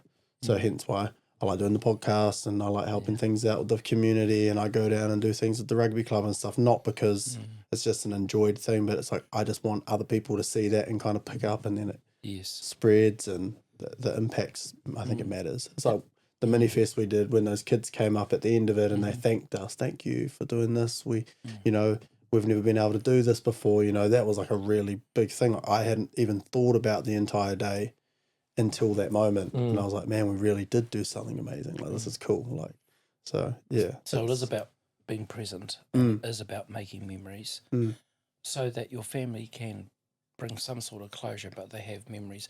And, sometimes it's just the simple things in life. My dad used to take me along with him to purchase fish and chips for families, but I didn't realise, and I always thought, well, how come they're getting fish and chips and we're not? But the thing that I learnt from that is about giving. Yeah. So then when he had his funeral, I was able to retell the story. We do that. Like I've been doing that with the kids too, with their clothes or toys taken to the Salvation Army, and they say, well, we're dropping them off here. I said, because there's other people that need them more than we need them. We have lots, and some people don't have any. And it's also helping with like their eating their food as well, because I'm like, some people can't afford to have this yummy food, so you need to eat all of it. Otherwise, we're going to have to give you less food and not yummy food, so that we can give the yummy food to other people that will eat it. That's right. They're epitaph stories, aren't they? What about yourself, Dylan? I mean, thinking back to maybe some experiences of remembering things and then it's said. I mean, what's that like for you when people talk about, funerals, and you think about your own life How do you think people will think about you when you've gone and you've left this mortal coil? That's a big thing that I guess people don't really think about too often. Like me personally, I don't sit there and go, I want to do this so that people do X, Y, Z or think X, Y, Z when I'm gone. I more so do it and be like, I hope this has an impact while I'm here. You know, that's what my general train of thought is. But I mean, if anything, I want to be remembered, obviously, for having a positive impact and whatnot. But I think something that I personally get my own thrill out of is pushing the limits and not taking, you know, like life gives you lemons, you make lemonade. You know what I mean? Yes. And an example being, you know, last year I was on my deathbed this time of the year because I ruptured my appendix and I needed emergency surgery, and they said that I could have had, you know, blood poisoning and I needed to get cleaned up and fixed up. And now I don't take my body for granted. So some people go through something like that and they go one direction with it and, you know, let that be their life or let that consume what they do in life now. Whereas I like to take something and defy the odds. I like to, like, example, Fox and Fallout. I think I sat here on the podcast and I go, I want to wrestle in a match. And so then I put all the pieces of the puzzle together to go and wrestle in a match. Right. So that's what I like, is I think I like to be the example of a go-getter, where it's like, don't take life for granted. Make life, you know, life is what you make of it. And to be honest, I say this all the time. I live my life with the motto, excuses or results, you can't have both. Right. And so I'm always chasing the results and I'm trying to never make the excuses. So if anything, I would hope that somebody remembering me, whether that's my kids, whether that's my peers, whether that's my family, and whether that's the people that just tune into what we do in a general sense. You know, somebody met me at the gym in the toilets after I dookied and he knew who I was, you know, so my reach sometimes goes beyond just the general circle. But I hope out of everyone, my wife, my kids, my family, the randoms, the fans, the people I work with, I hope they can look at me as being somebody that didn't take life for granted. Great. You were the go-getter. The go-getter. I think that's what I would hope. And when I look at myself in reflection, that's what I personally see. Well, it's always good to reflect on one's life, because sometimes a path can take you somewhere else where you didn't think that you would be. Like myself, when, you know, as I explained, maybe I was going to do journalism and law, but I ended up being a funeral director and embalmer. But there's so many life lessons that you can use in your today's thinking and your today's principles that gives you a result of what you thought couldn't be, but it is. It's a reality now. And I think as a funeral director and embalmer, look, it just opens up different worlds for you. And what I mean by that is you get to experience things that other people may not have ever experienced in their lives. And I've been so grateful just seeing the different cross-sections of people, their grief, and what it's taught me. And I think probably the biggest thing that stands out for me is that you just have to live every day and make the most of it. Because really, at the end of the day, there could be someone else that's maybe worse off than yourself. But using some of those principles, I think it's put me in good stead to be able to help people and see what it is, how they want to discover what their farewell should look like. And what can be quite confronting is when you have people coming in who have been given a terminal diagnosis. And, you know, I'm thinking, they're coming in to arrange a funeral for their mother, or they said, no, I'm dying, I need to make some arrangements. So then I sort of find that a challenge, because I'm giving them a platform for them to feel comfortable about talking about their demise. And actually, I think they feel like a weight's lifted off them, because somebody has been able to take the emotion out of it for them and think about the practicalities and maybe have a laugh along the way. but also, you know, people can become quite emotional because then they're confronted with, I'm going to die. And I remember a gentleman came in and he died within a month of him arranging that funeral for himself. But it was great knowing what he wanted.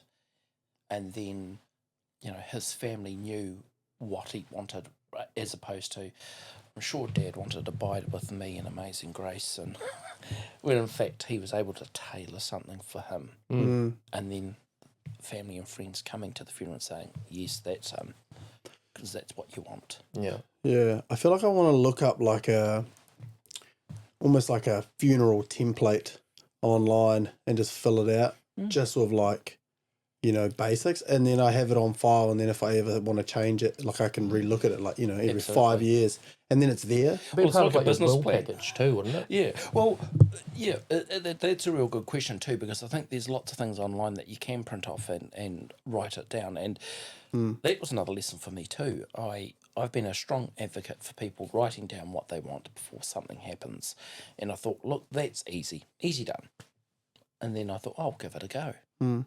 Wow, I think I stopped at a couple of the pieces to fill out, and I thought, actually, this is really not easy, because whatever decision I make, this is going to impact how this is going to end up. But I revisited it, and I felt it a bit more, and I thought, this is getting a bit too close to the bone.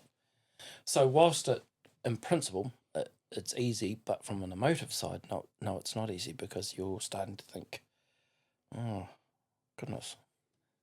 But I think I encourage people to write down their wishes. And it really does take a lot of family members having to make decisions that it brings a lot of clarity for people. I know Mum wanted to be buried up at Ashurst. No, she didn't. She wanted to be buried in Palmerston North. No, that's not what I heard. So it takes away a lot of that. Yeah. I think it's a bit of a comfort for people as well. Yeah. And it gives a platform. So by you saying what you're saying, I would encourage you to do that. Look, we're all young people, but you just never know. You never know. No, anything can happen at any time, any day. Well, look, the old saying, some people could walk out in front of a bus and it's all over. Yeah. And nobody said anything. I think I'm doing right by Dylan. I'm sure he wanted to be buried at Ashurst Cemetery. But you can sort of see what I mean.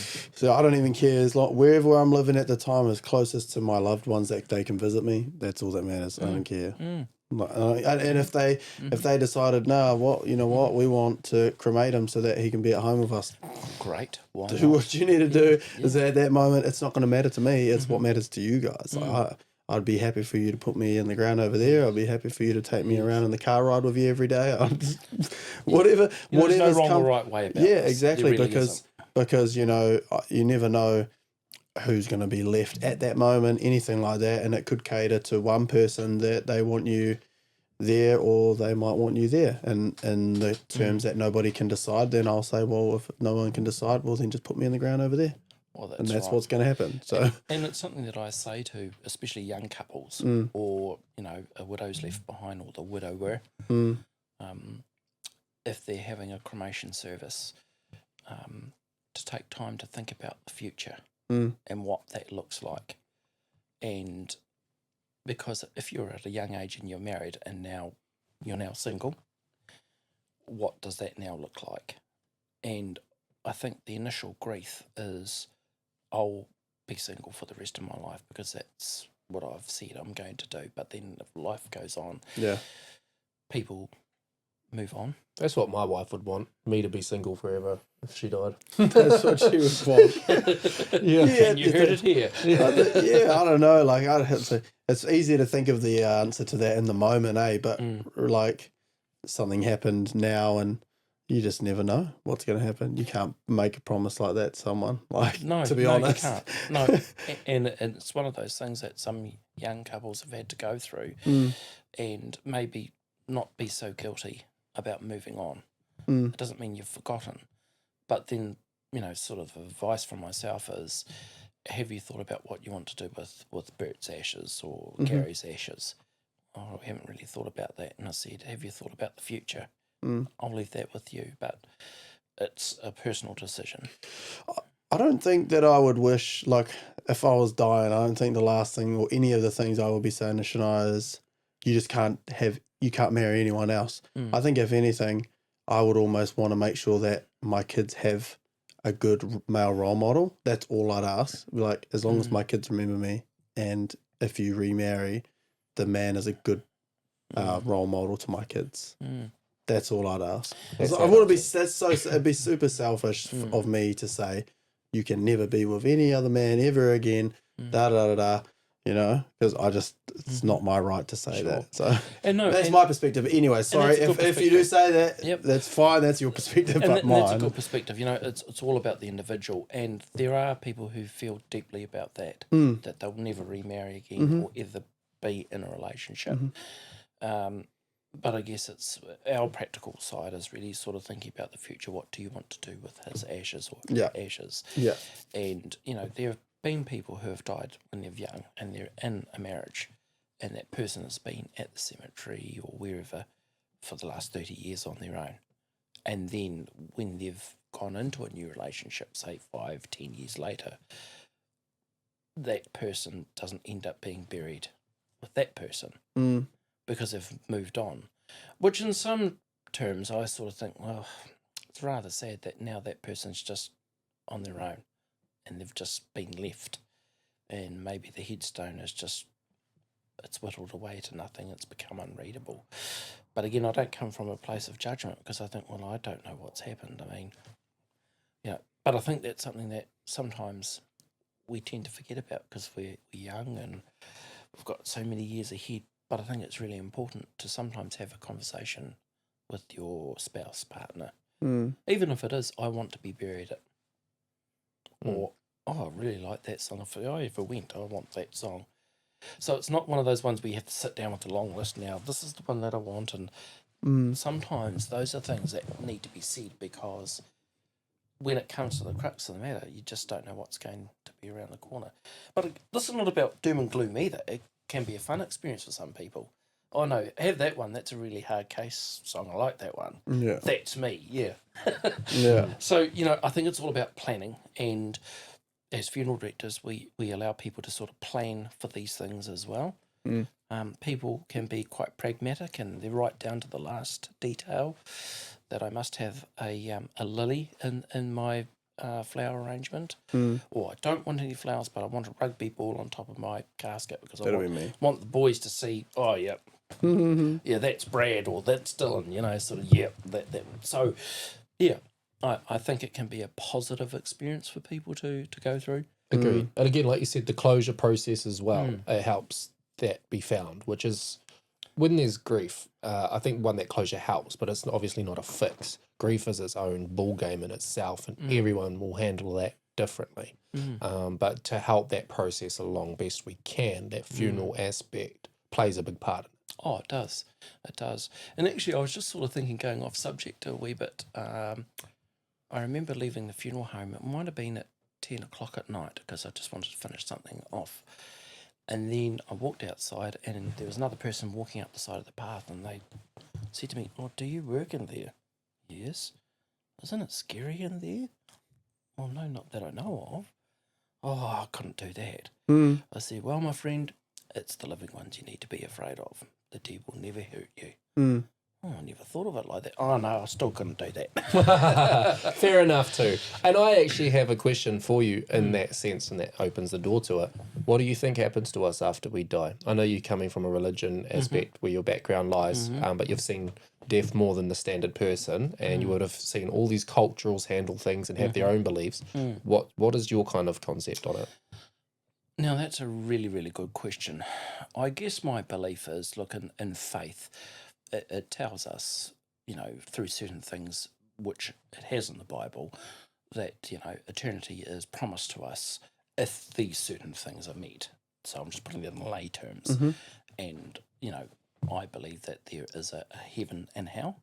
Not everyone believes that. But I also believe that, to go to the pearly gates, it's not just about being a good person, but it's through our action. And I think that's a life principle that can go right across whether you're religious or not. It's all in action and what we do here on earth. Do you think I'd make it there? I'm not sure. But my belief is that, yes, there is a heaven and hell, and I'll do my darndest to make sure that I do what I need to do so that I'm answerable and accountable for what I've done here on earth. And hopefully I make it to those pearly gates. But none of us really know. But that's my thought on it, at least anyway. It must sit in your mind when you're seeing all of these, people that have passed away coming through your premises. Oh, absolutely. I think, in the secular world, we talk about, I use the word we as in plural. I think we say, oh, look, he's gone to a better place. Well, what place are you referring to? But then I sort of think, well, but you're not of any religion, so what do you mean by? I think in the back of our minds, as a comfort factor, that they'll be in a nice place, not here on earth. Yeah, I think it refers back to also like not being in pain anymore. So people that are sick, he's in a better place now because he's not in pain. It's gone. Like That's he's not right. going to feel that anymore. Yeah. So I think that's kind of And that's also part of it. Yeah. Definitely. I definitely agree with that. And I guess, he's having that beer up there, or I think it's just one of those things, we use semantics for different things, but that is one of the things I think, do you really know where he's gone? Well, probably not. Through my own faith, there's a guarantee, but you have to meet, it's almost like a life insurance. You've got to pay the premiums before you can enact. To bank the claim. Yes. And if you haven't done those things, well, it's almost like, well, you haven't really helped yourself. And that's the simplest way that I sort of put it. And if you look at any religion, there is an afterlife with it all. And that afterlife is a preconceived notion of what someone's read. But I tend to think I'm not the person here to stand here and criticise and judge someone for what they believe. But I have my own beliefs, but I'm not going to extenuate that onto someone else. Because I think faith alone, you either have faith or you don't. You either believe in something or you don't. There's no point doing it halfway. You may as well do it the full way or not. And the important point about that, like you say, I came in here in a suit. Well, I've lived in a suit for, near on, 30 years. And that's what I know because, one, it's professionalism. Two, I want you to know that I've made the effort to make sure that I'm presented and that you have I have confidence in what I do. So that's why I dress the way I do. But there's also another intrinsic thing with that, and we're talking about faith again. It's sort of, I have faith in myself to carry out my my tasks diligently, but when I go home, I take off my suit, and now I'm home mode. Do you wear a suit on the weekends?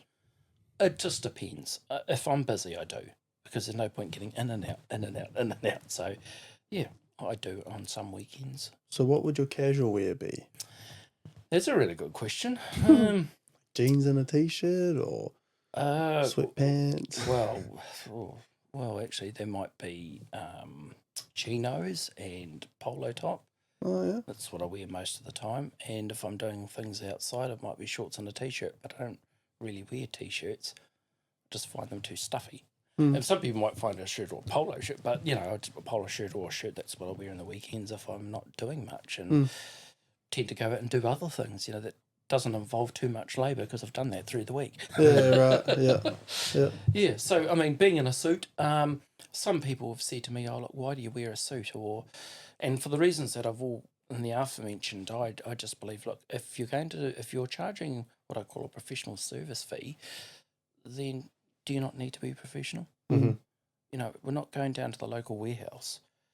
Not that I'm against that. I'm just saying that this is not about us selling a TV, or I'm not at the supermarket. This is something very different. And funny enough, it's like anything. It's like a police officer when they go to perform, the legalities of what they do. They're not going down there in a t-shirt and shorts. They have particular clothing and it identifies who they are. So I think it's about that professionalism and people looking for someone that can carry out the tasks diligently and professionally. Facts. Expanding on my last question. So I kind of mentioned, what happens once we die. Do you have any belief in hakabugas? Expand a wee bit on what you mean by that. Ghosts. Spiritualities. Right. Yeah. I have been very fortunate that I haven't had any interactions like that personally myself. Does it exist? Well, in a Christian sense, it does. But again, I've been very fortunate I haven't felt anything that way before. I mean, I've done embalming at 12 o'clock at night and it just doesn't bother me, or I've had to go out in the dark and it doesn't bother You've me. never So I heard a reckon noise it's- just go bang. Yeah. You're like, what's that? Well, I know what some of those bangs are because I'm thinking, oh goodness, who put that up there? Or, but yeah, I've never had those sorts of interactions. Wow. You would Why? think, eh? So then I'm thinking, it must be a myth. It's all in our brains. Myths. Well, sometimes it can. Must be. Some of my other colleagues might have experienced something, but I haven't experienced anything. And now that you've brought it up, Yeah, well, but you shouldn't take me bringing it up. Good You're one. cutting open dead people multiple good one, times Dylan. a Yeah, well, week. that's what I mean. Well, when we were at the one in Foxton, you know how there's like the kitchen thing down the far end? Yeah. Down where the toilet is. coffins are and there. When I was down there, I felt like someone was watching me. But then again, that's totally probably 95% in my head because I'm like, this is freaking. It's a funeral home, It's sure. 10 o'clock at night and I'm Yeah. down the hallway and And there's there's caskets. coffins and stuff right there. well, that's right. And there. look, if it's not something that you're used to, yes, of course, but I'm used to seeing caskets and coffins and all sorts of things. And I mean, I've walked through the funeral home with no lights on. It just doesn't bother me. I don't know why. Have it in the back of your mind when you go to work next time. Oh, I might. I And might then- just call out. Yeah, just have a seance. When I came down obviously to do the price up for the heat pump down in Otaki, and I went in. I was by myself, and when I went in there, I was like, I messaged Jane before. And I was like, "Is there anybody there?" And then he's like, "Nah," and I was like, "No, like, is there anybody there?" And he said, "No, I wouldn't. Like, you wouldn't be going in." And I was like, "Okay, sweet." And even still, I opened the door and I'm like, looking around like, what? yes. I was freaking out. I was just like, Mm. oh man, I just kept feeling like there's someone in there, and Well, just it's like- quite funny because, a lot of older firms, you used to live up the top of the funeral home. Because back then they didn't have, you didn't have cell phones, so someone had to be there to answer the phone. And one firm that I worked for, the sort of a house office, so from time to time I would have someone down in the slumber room, and then my bedroom was probably 2 doors down from it, so it just didn't bother me. And they never came and said hello. No, they didn't. Didn't even come and watch TV with me. So You're ballsy, I'll tell you that. 34 years of, working with all these deceased people, and you haven't encountered or thought about huckaboogers. That's pretty crazy. it is crazy, isn't it? When I come to think of it, I just can't recall anything that has made me feel uneasy. As I say, it's some people who have made me feel uneasy, living people. Yes. Yeah. But not the deceased person. If I can say it, I think some people are at peace. Mm-hmm. That's a nice way to look at it. They're at peace now. All their sufferings and whatever they've gone through in their life is all gone now. So I almost feel like I'm looking after a child because I'm there for them, Being the guardian. being the guardian. Yeah. I think to my mate, I was in college and he passed away in an accident. And you mentioned, like the state of what somebody who's passed in such a tragic way can be. And I remember, because they did an open coffin at the home and it was very much unrecognizable. Have you had any kind of or form of nightmares or post-traumatic anything from seeing people in these states? That's a really good question. No, but I have thought about what they may have suffered from. So the injury that they knew that they were going to have before they died. Mm-hmm. But I don't know. I've thought about it, but it hasn't gone into my subconscious and given me nightmares. I guess probably from my thinking, I'm more on the what can I do? I'm more on that level as opposed to all the trauma and everything. What can I do to make this better? Mm-hmm. As opposed to, this is terrible. I mean, an experience that I have had with cases that have involved foul play, homicide, they are different experiences. And what I mean by that is you probably, when I've been involved in bringing those deceased people back into our care, I tend to look at it from this point of view. They've suffered so much trauma. How am I going to fix this? As opposed to, oh goodness, this is terrible. It is terrible, but it's more of a challenge put before me. Yeah. I am their voice. I am speaking for them. I want them to know that, and I'm thinking about the person, I want them to know that I've done my best for them. And that must be like a mindset you've adopted to be able to cope with these. Well, I guess you can call visuals. that. Yes, because I mean, the things that I've seen over the years, I think it would make most people sort of turn away very quickly. And I think it's one of those things where we're in a way, we're lucky that we're funeral directors, we're not too involved.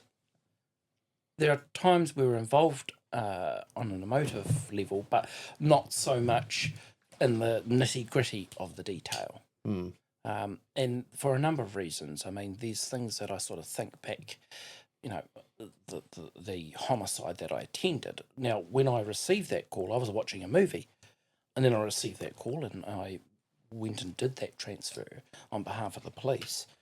And then I went back home and then just pushed play again and got on with what I was doing. And I think that it was just something I did. I didn't think about it because I thought, well, I've done my work for the day. That's me, right? Because you are looking at it as work, because I noticed you also said, like, you put your suit on, you play that part, you get home, you take the suit off. That's right. There has to be a disconnect. And I kind of like, I guess in a way, you know, I go and do a performance and I'm on a stage and I'm in this kind of mindset. And then I have to go home and then be myself at home with the family, wife and kids. It becomes something where you have to be able to put that down, disconnect and do this. You have to rest your brain. And I think it's really important. How do you rest yours? That's a good question. So I'm involved in the New Zealand Police Pipe Band. So what? The New Zealand Police Pipe Band. So I'm involved in pipes and drums. So I play drums. Oh, pipe band. Pipe band. Oh, yes, okay. Yeah. So I do that. That's my outlet. And fortunately, I met my wife through pipe band as well. So, But band camp. Yeah, a bit like band camp. But it's funny because I met her father first before I met her. So, but I guess, the important thing about all those things is, it gives me an outlet. Look, I've made lots of friends, and some of those friends have become my family. And I think with the sort of work that we do, we need an outlet, whatever it is. Look, some people I know, they go and play golf, they mountain bike. You've got to rest your brain and you've got to go and do something different. Like turn the bills off. Yep. That's exactly what you need to do in this industry that we're in. And it helps to cope, and it's a coping mechanism, but it also rests your brain. And I think that's absolutely important. Whatever it is that you do, you need to put your work aside. Because as we've already sort of reiterated, you get one chance. And if you keep your head around work, well, in the end, work's really not going to resolve any of the feelings that you have for your family. You know, so a lot of learning. And what else do I do? I like doing stuff around home. The lawns, funny enough, I mean, it takes me about 5 minutes. I'm going to come do mine.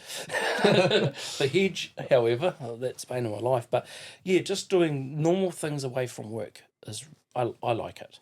Do you need counselling? Like, have you ever had to tap into counselling? Because I'm just thinking, like, you see photos, especially as a kid, you used to go to rotten.com. Do you remember that one? And you see some dead bodies. You see a photo, and that can be kind of damaging, traumatic, trigger something in the brain, whatever. You're dealing with the physical specimen of it. Are you getting counselling? Are you talking to people about it? I believe that there's counselling available, but I think probably what's been very helpful for me is that I've been exposed to things slowly, as all at once, because it helps part of that desensitisation process. Like a gradual. It's not like you're just seeing an autopsy case right on day 2. Yeah. I think it's, and yeah, I've been very fortunate to learn that way. There's a lot of people who have come from different fields and they've come into the industry and then they're exposed to things that they really weren't prepared for. But yes, there is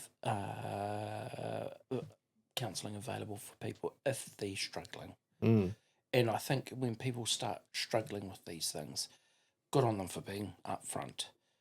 But then I think some people start to question, is this the industry for me? Correct. And then if they think they're really honest to themselves and they're struggling, they tend to just bow out. And they realise what they've got themselves into. I mean, from time to time, funeral homes advertise for people, but what I'm getting, the sense that I'm getting is a lot of people don't really realise what they're in for.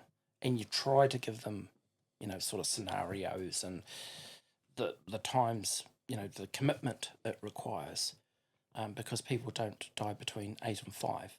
And yeah, they don't wait to the weekend. You know, there could be a birthday of your child, or it could be Nana's 80th, and now you're on call, but you can't go to that because somebody has died. And, you know, it's that sort of commitment. And then you might get a call from the rest home at 2 o'clock in the morning. And then you might get another call that same morning at 4 o'clock. So there's a lot to it that a lot of the things that we do, it's behind the scenes. So it's hard to explain to some people when you present an account, this is how much it is. Oh, that's a bit much. Well, look, let me say to you, what were you doing on Christmas Day? I was spending it with my family. Well, I didn't. I was at work all day. And then I had people who were crying because they were having Christmas dinner with Granddad, and he just said that's it and had a heart attack. So, you know, you sort of think, is this really worth it? It is, but it comes with a lot of sacrifice as well. Is it a well-paying job? Like, is it a career where you're going to make a good living, at least? It's an underpaid job, if I'm honest. For what we sacrifice and what we give up, it's not. I mean, there are other professions that do better than what we do. I mean, yeah, no one. It's not down to the level of $25 an hour or anything like that. But if you put it all together, we could be paid better. But I think the amount of work that we do, we always sort of overlook ourselves and think, no, this is what we were born to do. So sometimes the salary that you receive, you sometimes overlook that. And look, don't get me wrong, I've seen different advertisements. I think, goodness, are they getting that for that? Maybe I should open a bookshop. Do you want the book or not? But yeah, it's a reasonable paying profession, but I think there's a lot more improvement that needs to be held as far as that's concerned. Put it this way, you won't be a millionaire unless you own the premises or you own the business. Right. I'm thinking out loud as somebody who knows that it is an imminent aspect to our life is death. What happens with our private parts? Nothing. Well, they must get cleaned and stuff. Oh, yeah. Surely, like, you're on display to some people. So Your dick's not. but your dick's getting seen by someone somewhere at some point. Surely. Yeah, actually, that's a reasonable question to ask. See, don't laugh at my I question. just feel like someone's passed away, you're not going, No. well, he's got a big one. No, but I'm thinking out loud for myself in preparation mentally for when I'm on that table. Yeah, so, yeah, actually, that is a reasonable question. It is. Remember when I said to you, I am the guardian of those people and they can't pull the sheet up over themselves. I ensure that those people are not on display as you sort of describe it as such. You know, they are covered. Well, I make sure that people are covered when they're in my care. I can't talk for everyone, but I believe that that's one of the last duties that I can do for someone. And again, it's almost when you go to your doctor and maybe there's some personal things you need to talk about, that's what it's like. It's like we've seen people like this hundreds and hundreds of times. It's, again, you become desensitized. It's just, it's the run of the mill. But yeah, in the back of my mind, as I say, I'm the guardian for that person. So I always try and make sure that they are covered all the time. Is a part of the embalming process to clean the body as well, like a wash, like a bath? Yes. So, you know, we shampoo their hair, condition it, you know, and use, you know, your sort of gels and things like that to wash people down. Because I would like to think that I've been washed properly. Yeah. You know, I just haven't been left to my own devices. You're going to have like, you could be in a room for a day or two with people, and if you're not smelling, that's right, if you haven't had a sponge bath, it's not going to help. Is it true that people poo and pee when they pass away? Yeah, so sometimes their bowels, they Yes, Release, they yeah. release fecal matter and things like that. So that's up to us to make sure that that's maintained and cleaned. So you have to do that. It's all part of what you do. It just depends. It's all dependent on where a person's died, how they've died, whether they've had a meal before they've died as well. I mean, look, they might have had a meal 8 hours previous to that, and now, because your intestines have worked, and it's all part of the process of dying. So we have to clean all of that. So that's what I mean. Sometimes you sort of think, I'm doing something that's worthwhile, so that family do not have to do that. But at the back of your mind, you're also like, man, I'm not getting paid enough for this. Yeah, in a way, yes. I guess what overtakes that is, again, you're sort of thinking, right, well, this family's coming in at 3 o'clock today, so I'd like to think that I'll be ready for them. So, yeah, the pay side of things is sort of, it's when you've got heaps of time on your hand. Are you experiencing in your line of work many cases in which the deceased person has taken their life? Is that prominent? Not of late, I haven't, but yes, certainly that's something that I've dealt with many occasions. And look, it's quite surprising. Well, it's not surprising, that's not the right word. There are a number of reasons why people decide to take their own lives. And then you sort of think to them, if only somebody was able to talk to them, or they felt that they could reach out to someone, maybe this wouldn't have happened. But it's like a lot of things, if only. I think people should never feel that they're responsible, because at the end of the day, it's the person's responsibility to take their lives. But goodness, the trauma that people are presented with. Yeah. People blame themselves, and again they become very angry, and sometimes it can be over a relationship that has gone terribly wrong, and people start playing the blame game, and we can be involved in that, but I'm very careful not to be involved in those sort of private quarrels and PQs, simply because it's not my grief, it's not my situation to sort of become involved in.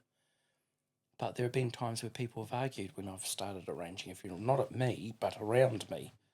And I've simply said to them, it's probably not a good idea that I'm here at the moment. How about you have a robust conversation and call me back when you're ready? Be honest. This is the time to be honest. I think, through all of that, there's lots of things that people go through, trauma, past trauma that's never been dealt with, and it comes out in the end result. And have you seen a decrease in recent times? Is that what you mean? It's hard to say, because in a smaller town, you don't have as many deaths, but say like for Wellington, it might happen every so often. It's just what happens in a bigger town. So there's no one reason why it's been a decrease. So just for your information, to say that somebody has taken their own life, or even imply it, the coroner has full jurisdiction to say that you shouldn't be saying that at all. That's why sometimes, journalists are very careful about how they put that out to people. So sometimes the statistics might be a bit skew with. Right. But to answer that question, I can't say that I've looked after it now that I've said it, but I can't recall the last time that I looked after a family who had gone through that experience of suicide. Actually, guessed last year, but it's hard to put a number on it, put it that way. Would you say there's a common, or like the most prominent reason for a cause of death, like what people are passing away from the most? Yeah. Believe it or not, usually around winter, people end up getting, the coughs and flus, and sometimes for some elderly people, their body isn't able to recover from things like that, and they end up getting pleurisy or pneumonia, and that's basically what takes some people out. Wow. Just something simple like that. So, rest homes have just become a bit more aware about who they let into the rest home, because, with COVID, and again, they've taken on that principle, well, if you're sick, just stay at home, don't bring it here. So, simple things like that. I've noticed that, it's gone down a wee bit, but I think, it's easier to catch. a bug or two, and then people, unfortunately, their body just, it's not able to cope anymore. And if you're 85 and you've really been hard on your body isn't able to cope anymore, and people just slip away very quietly. So I think that's probably one of the things. Winter time, people say it is a busy time, and it happens to be a busy time, but that's what people commonly they can pass away from things like that. COVID was that was something different again, but we tend to think, well, it's a virus. People die from viruses as well. So whilst it was extenuating circumstances, I sort of seem to think that normal run of the mill would be maybe a cold, or they've acquired a virus and body's not able to cope. I remember when I was quite young, I had a virus, and I thought, goodness, I don't know how long I'm going to put up with this.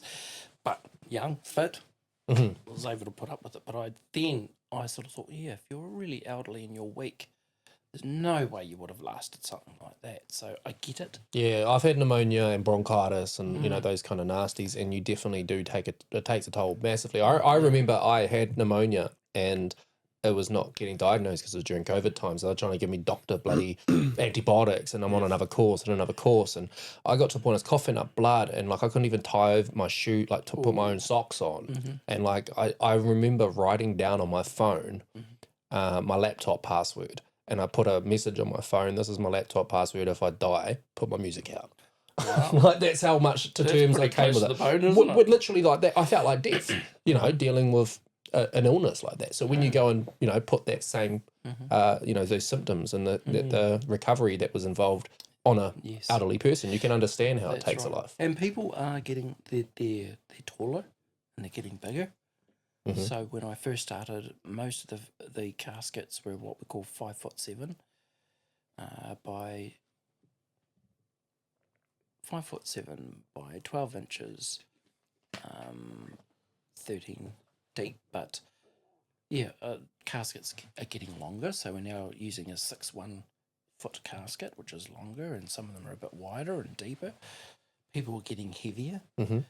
Whereas when I first started, people were quite light and little, and I think the world is changing in that way too. Just our own body makeup. Yeah, it's all the food, shit food. It is. But all those older people, they didn't go out for tea. You had tea at home, but I think that's where we live in now. People are getting taller, heavier. So we're having to cater for that as well. It's interesting the changes you've experienced even in your lifetime, 30 years. Can imagine, obviously, this, like you said, community, society, and cultural changes have taken place.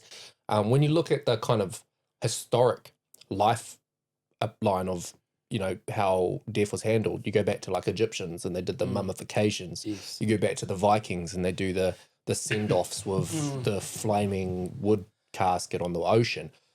Are you, in your expertise, and I know you've got your qualifications and your background, are you looking into any kind of history and how it's evolved and where it came from to where it is now? Well, that's a really good question too, Dylan. So on the course that I did, the funeral directing course, a bit of that is touched on history. So as an example, funeral homes were called funeral homes because funeral directors set up a place where people could have a service in their actual home. So upstairs, people would live upstairs, and then there would be a big lounge downstairs where people could walk in and have the service for the person. That's why it's called a funeral home. Or they used to be called funeral parlours, because a parlour was a place. They used to call it the front parlour, and that's where you had all the best of everything in there. And then everything around the back, you didn't have, wallpaper or anything on it. And that's why sometimes funeral homes were known as funeral parlours. But traditionally, funerals were held at the house. And then you would take the person to the church, and then you would transfer out to New Zealand traditions, do you mean, or in general? Yes, that was a New Zealand tradition. So if you look back in time, some of the newspapers notices would say, the funeral of Mr. Smith will be leaving 249 Run Street for the conclusion of the funeral mass at blah blah blah, and then thence to the Mangatanoka Cemetery.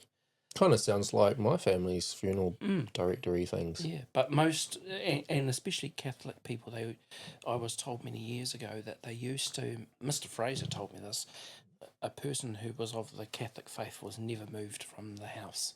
You took the casket there, then the person was placed in the casket, and they were there for a day, two, and then for the day, and then they would be transferred to the church for the vigil service or the rosary service.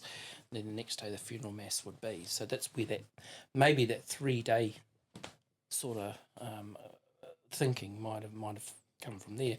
But traditionally, people would have funerals at the house because that was just the done thing, and it's probably a carryover from England. And then I think people sort of, funeral directors came up with a wonderful idea. Well, if we had a chapel, you wouldn't have to have it at your house. So, if maybe there was the inclination from people to think, if you have it at the funeral directors, you must be poor. Right. So, people would have that. And as I say, traditionally, people were buried, but cremation was frowned upon. But in saying that, I think people were far more accepting of cremation. It gives you a lot more options. Whereas burial, it's infinite, it's definite. Whereas if you want to uplift somebody, that's a whole nother different protocol and a whole lot of other financial things you have to think about. Whereas with ashes, you could have someone on your bedside cabinet for however long, and then when your time came, if you wanted to be buried, then those ashes could be put with you. So it just gives people a bit more different options, I guess. And I think funeral history, the way it is now, it gives people the time to think, if I went to my friend's funeral, what did they do?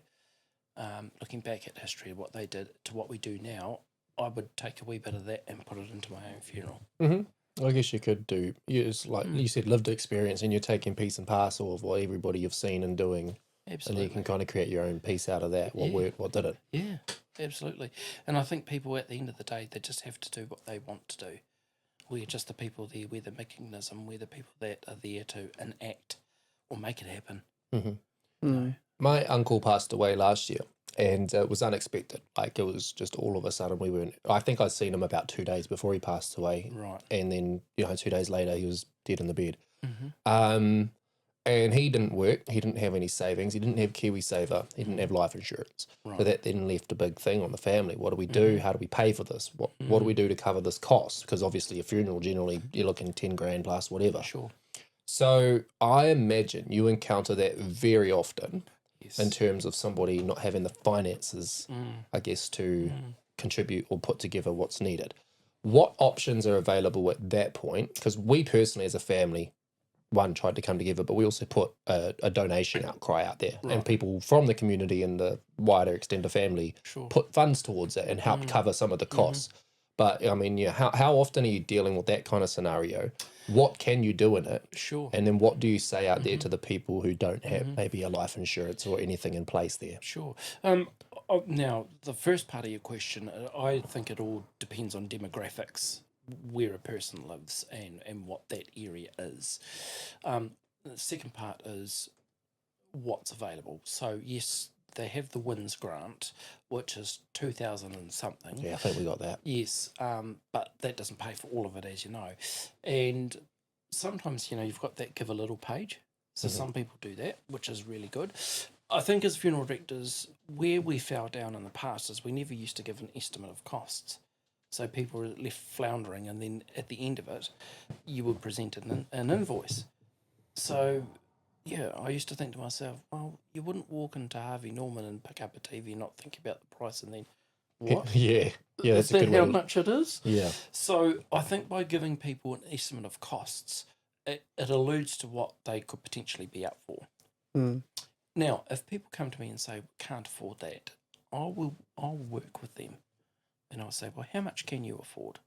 What can I do in between times to make sure that I'm not setting you up to fail? And what I mean by setting you up to fail was just taking instructions, writing it all down, and then giving a bill. Well, you never told me how much it was.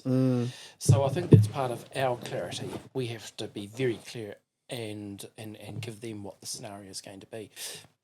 So generally what we do is work out how much they could pay it off at, maybe, or what else could we do? Do you need the flowers? Is there someone in the family that might be got a wonderful garden and you go, oh, you never thought of that? Well, what about the catering? Well, look, if you put a pānui or a notice out there to say, you know, bring something, most people do. Potluck dinner. I've seen it happen before. Mm-hmm. And in fact, I think one family I dealt with, they, instead of having a flower arrangement on top of the casket, they got a big basket and put vegetables in it. Because he was a gardener, that's where he spent all his time, out in the veggie garden. And then later on, they made a roast out of it. Okay. So, you know, I think there's little things that people can do. Some families have said, well, look, there's only going to be 20 of us, so what we're doing is we're not having a cup of tea here. We've actually invited everyone to come to the restaurant and meet us there, and everyone pays for their own meal. So already by doing some of those things, they've sort of cut down on cost to manage it. So there's all sorts of things that you can do to manage the finance.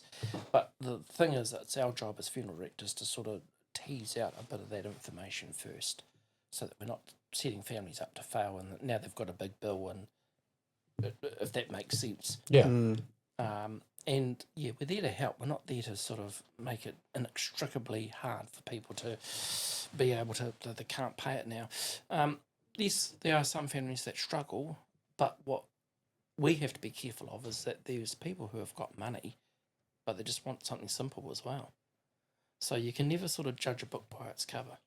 And look, I've dealt with all different extremities. I've had families that want the best. Oh, well, you've got that LTD hearse. Can you order 2 family cars, and the matching cars that go to that hearse? And catering, well, we're thinking about, 200 people, and we're thinking about having a meal. So if you could organise that, 300 service sheets, full colour, full bleed, and look, all lilies, and we want it this long.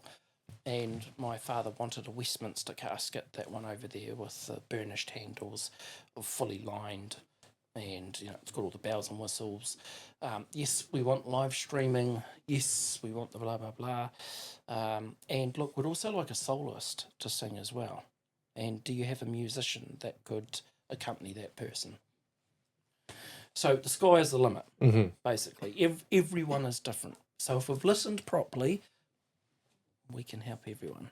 And what would you say for those, I guess, out there that haven't got a protection plan in place? No life insurances, no savings, no backup. I think the first thing that they should do is speak to the funeral director. Give them the scenario so that we can help. That's the thing that you need to do right from the start. But for those alive, at home listening, definitely, and they don't have anything like that in place, what's your advice? Yeah, my advice is, when someone has passed and you know that there's no money, the best thing to do is speak to the funeral director. They will guide you through the process and what they can do for you, and possibly help you in a way that it doesn't become a burden with a big bill at the end of it. That's one way to put it, a burden with a bill. Because people don't need to be burdened. No. And I wouldn't like to burden people. But we can manage it in a way that it doesn't become a burden. And we can even tailor it that maybe they pay a bit off each, every fortnight or something like that. We come up with a plan. But it's a plan that they're aware of, that we can tailor it with them. Because the last thing we want to do as well, okay, it should be $200. But actually they can't live, they can't do without that as well. Okay, well, maybe we need to look at $50 over this. It's all doable, but it's when families don't disclose these things and they want everything, and then now they're then telling us, oh, well, we haven't got any money. Well, you should have told us that right from the beginning, and we did give you the estimate, and you were okay with that. And that's probably one of the things where it's frustrating, because we want to help people, but you haven't helped yourself as well. So I'm all about helping people and helping them through that process. So it's something where they don't have to think, now that I've buried Dad, how am I going to pay for all of this? Yeah, I've got to admit, talking to you, you're very respectable. And if I was to pass away tragically, I wouldn't mind you directing my funeral. Well, that in itself is reaffirming because some of the people that I've spoken to, yeah, they give me that impression. And look, I find that, yeah, it's good for me because I know that I've probably spoken to them and they get it. Mm. It doesn't give me a big head or it's reaffirming for me. Mm-hmm. So thank you for that. No, I You're totally welcome. agree. I agree too. Yeah. You could be the guardian of me if look at it that. happens. We might when- be talking 30 years. When No, if, bro, when I'm old man, they'll probably have some kind of, you just inject it and now you live for another 50 years or Yeah, something. true. You know, so look at science. Bro, there's aliens now. Aliens are coming there's out and not. they're almost real. let's not start this shit again. No, they are. I don't know if you haven't seen that. Go look at the UFO files. The US government have put out 3 lots of UFO files where they're disclosing the Just information. Photos of random things in the sky. There's no aliens on there. How do you know That's- humans not flying You just that? fixed it because they disclosed it and said we don't know what this is. It is beyond our A technology. light reflecting off of here. No, crafts that are picked up by military cameras that are going like this and then boom. And then they go, what was that? It was on our radar. We caught it on camera. Our focus locked in on it. So it's a real thing, not a piece of light. And now we've investigated it for 20 years. And now we've disclosed that we don't know what this is.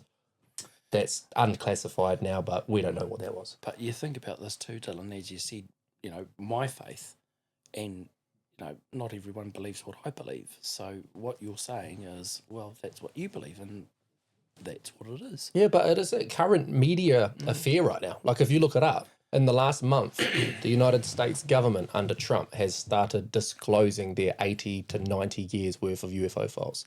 It's actual interesting. Like I've spent a lot of time researching it, not researching, but listening to YouTube. But anyways, I'm going off topic. One thing, hold on, just before we do finish on that, talking about that, there was an Iran-Trump US peace deal signed today. Yes. So, I mean, that's a piece of good news, depending if it holds and if it stands, and we'll see what happens next. But I just thought that was a piece of good news to share. It is a piece of good news, and I tend to think any war that falls upon its citizens, it's the citizens who pay the bigger price. When the rich wage war, it's the poor who die. Yeah. And citizens pay the price dearly for somebody else's decisions when they sit behind desks and closed doors. Mm-hmm. And that's how I feel about war. And you speak to some of those old World War II vets, they said, if we had known what this was going to be, I would never have gone to war, but that's what we all did. So maybe that's something for us to have a bit of resolve over, is that war doesn't solve anything. It just creates misery. Mm-hmm. Absolutely. That's a good plug for one of our episodes. A good one. That's a good plug for one of our episodes coming up. Yeah, true. That will hopefully happen ASAP. I don't want to talk too soon before we lock it in, but I did kind of give you an insight into what we're talking about there. But Kazi DJ TJ, did you have any questions for Andrae? Yes, I do. I have a couple actually. Great. So you said you were a funeral director since 1994, and my guess is there would have been a lot of technology changes in that time with your machinery at a funeral home. How was it like going from that to that to that to that, like all these new machines coming out? How was it? Well, look, that's a really good question. So the funeral home that I started at, we had a turntable, believe it or not, and you played records. But then, of course, it sort of transitioned away there, but it was there gathering dust when I started. And then we had cassette tapes. And then with cassette tapes, the tune or song that people wanted was always track 4, so you'd have to run it through and then stop it and pause it. And then we had CDs. Wow, this is so good. Yes, skip and 4. But then what we realised is if it's scratch, it repeats. So it was never good. You'd always have to make sure that the CD wasn't scratched or it played right through without any problems. And then downloading music. Well, hasn't that changed everything? I mean, years ago we used to go down to the warehouse and look through all the CDs to get the song that they wanted. And you know, you sort of build up all these CDs. So look, it's been a great transition having technology. The other thing too is vehicles. The hearses that I drove when I first started, there was a Ford Mercury, 1978 Ford Mercury. It was a beast. But I tell you what, it commanded those roads. And I remember one time when I drove along down the street and, you know, the hearse stopped. Of course, I stopped. And then a bunch of, what I call hooligans or hoons, they sort of looked over at me and they were giving me the thumbs up. But of course, I wasn't about to do a drag race for them because it would be pretty undignified of a hearse to sort of have a drag race. But it's quite funny. It would depend who was in the back, I think. Well, that's right, exactly. But they were all for it because they could hear the and it had a straight VA underneath the bonnet. So, yeah. And now I'm finding the hearses, it's hard to get a hold of a good hearse. And I mean, a lot of the hearses when I started, they were American imports, but it's getting harder and harder. And with petrol prices, I mean, what's under the bonnet? Goodness, you know, you don't have to put your foot down and these $10 gone already. So hearses, they've changed. Technology, having, again, when we used to record a service, we used to use a cassette tape. And then we'd print off, we'd type up something on a typewriter and make up a cover and put it in there. Well, we thought that was great. But now you've got live streaming. And that's changed it because a lot of people weren't able to, they can now be a part of the service and they're not missing out on things. That really developed in the COVID times. Oh, it did. And it's almost, it's a given now. There's still some people I know we don't need it, but then they come back another 2 days later. Oh, look, we need to have it because great Uncle Bob over in the UK, he'd like to see it. What are some other things that have changed? Sorry, you keep getting me when you say great Uncle Bob because my great Uncle Bob is the one that passed away last year. There you go. So you keep saying, ever since I said my uncle and then I talked about him, the embalming stuff, and you've said that, I'm like, did I say his name? And you keep saying Bob, and I'm like, this is bugging me out. I tried to make it fictitious names, but there's Jim, and then there's Bob, and then there's Snow, and Baz, and all those old names. But yeah, I think it's just one of those things where technology has evolved to make life easier. So when I first started work, we used to be on a pager system. So, and we used to have a phone, a landline at home. So what we used to do is someone had to be at home and then you'd change the phone from the office to home and then somebody else would answer it if a call came through. And then if you were on a backup role, then the on-call person would page you to ring the office. And back then, pages were quite new and people used to think you're a doctor. So, oh, look, may I use your phone? Oh, of course. I hope that person's okay. I hope they are too. And some firms, I think one firm, they used to have the RTs in their car. Like a push-to-talk kind of rate, Because, of course, if you're out, then, you know, you sort of radio up. And then we had answering services if you're out of... if you're out of the cell phone range, they would be able to answer the phone as well. So it's made life a lot easier because when you were on call, you had to stay home for the phone. So you couldn't go anywhere. So it ripped your whole weekend because you can't do anything. Because the phone is linked to the house. You're stuck to the phone. You can't go anywhere. It was when we had cell phones. The first cell phone we had was a big, huge brick one. It had a strap and a big, huge... So, you'd be able to go to a rugby game and sort of, and whereas before you couldn't see it. So you're stuck at home again. So if you wanted to go out and do something together, you just couldn't because you had to be at home. So people will be coming into the role nowadays and going, nah, this is like ruining my life. I can't do anything. Whereas, you're coming from the world of back in my time. That's right. Yeah. And, every transfer that we used to do, we had to take two of us to it. Some of the stretchers were what we call a one-man stretcher, and you had to have two people. Whereas the stretchers that sort of later on, they could be operated by one person. Whereas years ago, you sort of had to take two people because you couldn't lift it on your own. But people were a lot lighter back then too. So there's been lots of different advances, and I think they're wonderful advances. Probably the last parting thing I can say is that a funeral service nowadays is far more personable. And I think rather than the cookie cutter like you mentioned at the beginning. Yes. You can't dictate to people what you think they need. You have to find out what the need is. But back then, that's just the funeral director knew best. So they'll guide you into what you need to know. But sometimes I think it probably fell on convenience more than anything. Right.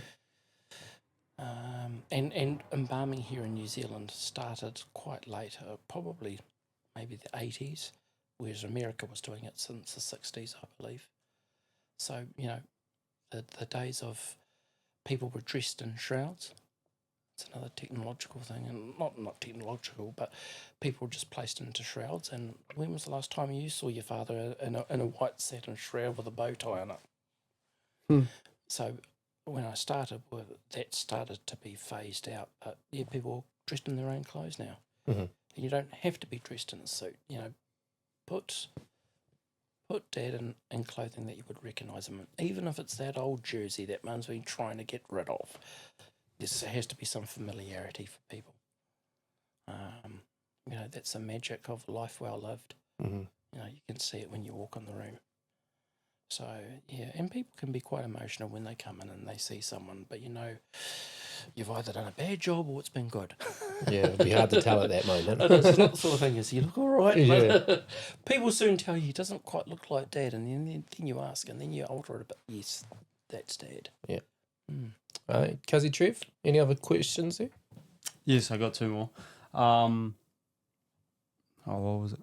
Oh, I won't ask how much, but out of a percentage of the time that you've been a funeral director, what's the percentage of foul play in it compared to standard? That's a real good question. Probably 5 people. That's pretty good. I mean, in a city, you encounter that a lot more. I mean, especially if you're looking at Auckland, I mean, the bigger centres and Christchurch. But 5 people in my whole career thus far. So let's hope it stays that way. Yeah, what was the other question? And also, my third question is, how many suits do you have? I was going to ask that too. Yeah, actually, that's another good question. So I have 5 suits, and then I have what I call a funeral suit. So that's basically, you know, a black jacket and black waistcoat, and I have a fob watch as well, and it's got striped trousers. And then you have to rotate them a wee bit, because yeah, what happens with suits is the trousers start to wear, and they get a bit sort of, oh, I need to get rid of that suit because if I bend over, it's going to split. So you have to have, you know, a good number of suits to wear. And yeah, that's kept me in good stead. So when I know one's getting thin, then I'll replace it. I've had all sorts of suits. Actually, my first suit was a double-breasted suit. And yeah, that was the rage back then. I don't know what that means. So basically, it's just a suit that sort of, it's got like, it crosses over like that, and it's got 4 buttons there. Oh, yeah. Sort of button up under. This is what you call just a traditional suit, and then yeah. Is that like a tuxedo? Is that what a tuxedo is? No, a tuxedo has shiny lapels on it. That's what you call a dinner suit. But this is just a normal business suit. We're getting clued up here. We ain't never worn no suit. I wore a suit on my wedding day. Oh, well, there you go. I did wear a suit on my wedding day. I wore a suit on your wedding day too. Yeah. And the number of people who wear suits, you sort of see them wearing white socks, and you think, okay.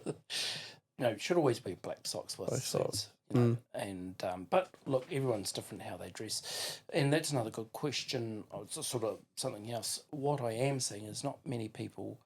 Again, I think this is all on location. In Wellington, in particular, because it's probably a corporate city. People, you're used to seeing people in suits, whereas probably more out in the urban areas and country areas, you don't sort of seem to see suits, which also begs the question, why do we wear a suit? Well, it's almost like our uniform. 2, it's easy to spot a funeral director and who's in charge. And 3, I think, again, we make the effort to make sure that we're showing respect and making sure that we're professional and we're there to do a job that we're asked to do and that we're trusted to do. So yeah, so I've lived in suits most of my life. So yeah, and the other question you said, what do I wear on the weekend? Sometimes I have found it hard. Why am I going to wear this today? Whereas with the suit, you know what to wear with it and know what goes with it. So Do you have to iron your suit? no, so all the suits, they go to a dry cleaner. Oh, okay. So they iron them. But what I do is I'll take this suit off and I'll hang it up. And then what I do is when I have a shower, put it in there, and then all the creases come out because of the steam. Hang it up to dry a wee bit. just wear the next suit. Away you go. Yeah, because I work in an office, and we before COVID used to be business attire. I always strayed from the suit, but I always had to wear like the button-up collared shirt, and Right. I absolutely hated ironing anything, and that's what put me off I the still most. do. Yeah, it's horrid, and I'd like crease it and then like iron it, and then I just iron the big folding crease down the middle, and now it's like embedded and printed in the bloody thing. Yeah, that's right. Yeah, no to ironing. Any other questions, Cuzzy DJ TJ? No, that's basically it. Great. Good questions. And did you have any others other than the suit one that he stole?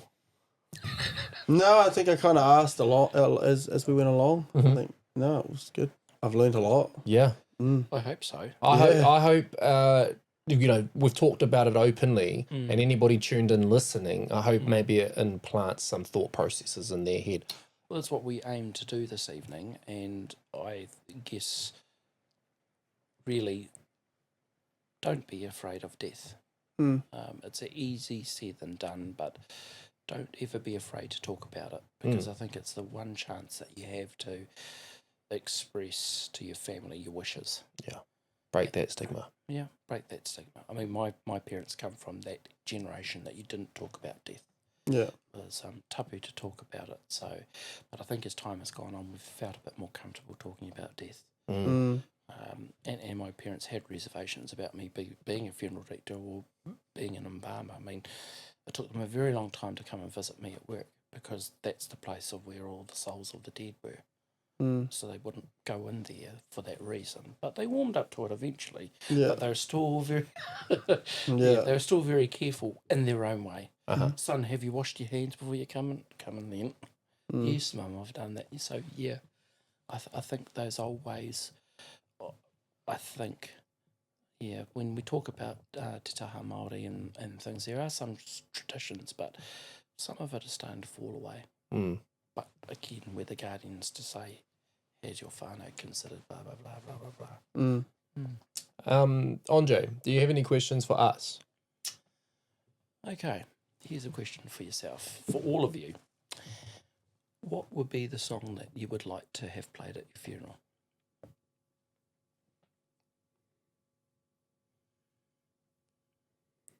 You'll Be in My Heart, Phil Collins. Look at that. I don't know what it is. It's just got this real strong hold on me. And like, it played when my daughter was born. And it's like, I don't know, every time I listen to it, it makes me tear up. And I'm like, I don't know what it is. It's just a song. As a kid, I loved the movie Tarzan. It was like one of the main songs on Tarzan. And yeah, I don't know. Probably that. I've personally been working on this album, right, since It's going to 2019. be his own song. Yeah, no. So I've been working on this album since 2019 called Resurrection. And I've had the concept since then, and I've rewritten a numerous amount of versions of it. I think there's probably about 8 different versions. But I've been working on a song called Play This at My Funeral. I think that would be, if I could achieve it and pull it off correctly, I think that would be very powerful. But I haven't done that yet.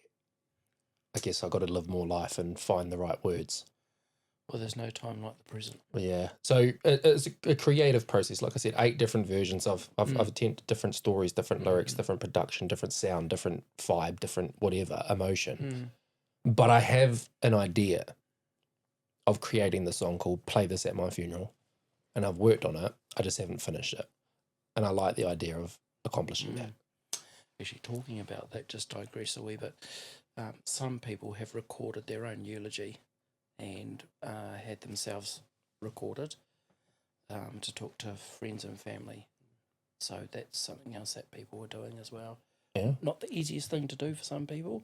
They probably have to take a few shots at doing it, but that's something else. What about our learned colleague over here? What would he... I've been looking, just trying to find a song. We hit for 20 minutes. Huh? Nothing. No, I had one song. There was one song that the bar was also like choosing my options. Probably Before You Leave by 660. That's a good one. Yellow will throw that. Look at that already. history being made. Mm. You heard it here. And yourself? And myself, actually, there's quite a few songs I would like to have played. Right, so there's one piece that, it's actually an organ piece that I rather like. And that piece, so it talks about a plant, believe it or not. And it's, how do I place it? It's a classical piece, and it's called Handel's Largo. So yeah, it's an interesting piece of music we played, and I'd like that to be played for when my photos are put up on the screen. Hopefully they're the right ones. And the one going out, I guess, is probably it's a Māori one, and that one is called Mate Māori. So yeah, I think the voices of our people, it really sort of sings to me. It sings to my heart. So, that's one. But look, you know what? These things can change as well. Absolutely. Like I was thinking about, you said it earlier, people kind of writing their wishes. And my grandmother did that. But up until even when she was on her way out, essentially, weeks before, the days before, she was still making Changing changes. things, yeah. Crossing things out, putting the ashes, want to go here, do this. And, she was, I guess it's not anything you could ever be 100% set in stone with, life changes, mind changes. Oh, that's right. And then the other piece I'd like is for the pipe band, my band, to play my casket from the hearse to the grave. That'd be cool. So, yeah, and they can choose the piece. You've definitely thought about it. I want to put it out there to anybody still tuned in. It's a very long podcast. We do that sometimes. But if you're tuned in, you're watching, you're listening, comment what you would want to play at your funeral. It'd be interesting to see the different pieces of music. I know Mum's got like a Macklemore song that she wants, and it's like, I wouldn't expect my mum to want a Macklemore song, but she does. Right. It's just because a certain song speaks to her, and that happens to people. That's right. And through the years, there have been popular pieces like Tears in Heaven by Eric Clapton. That was quite... Stairway to Heaven? It was Tears in Heaven. Oh. By Eric Clapton. Oh, all right. Tears in heaven, would you know my name? So yeah, have a look at that piece. And yeah, Time to Say Goodbye by Andrew Bocelli. People, I really like that one, blah blah blah, and you say, is it that one? Yes, that's it. You've heard it before in this similar setting. Yes, but you sort of don't want to make people feel, everyone has that. That's a rather nice piece to play. So yeah, I think people are getting quite eclectic in what they're choosing too. Yeah. There's all sorts of pieces now, so it's all good. It's all part of the process. Absolutely. Any other questions for us, Andrae? No, not at all. Oh, I liked your question. That was a neat one. Cuzzy Trev, how long have we ran for right now? 2 hours and 44 minutes. Wow, we did it. Okay, so we're at 2 hours 44 minutes. You've sat with us for that long. You've spoken to us openly about your life, your career, your profession, your life and death in general. After sitting on our podcast for this long in the hot seat, what is your thoughts on the Making a Statement podcast?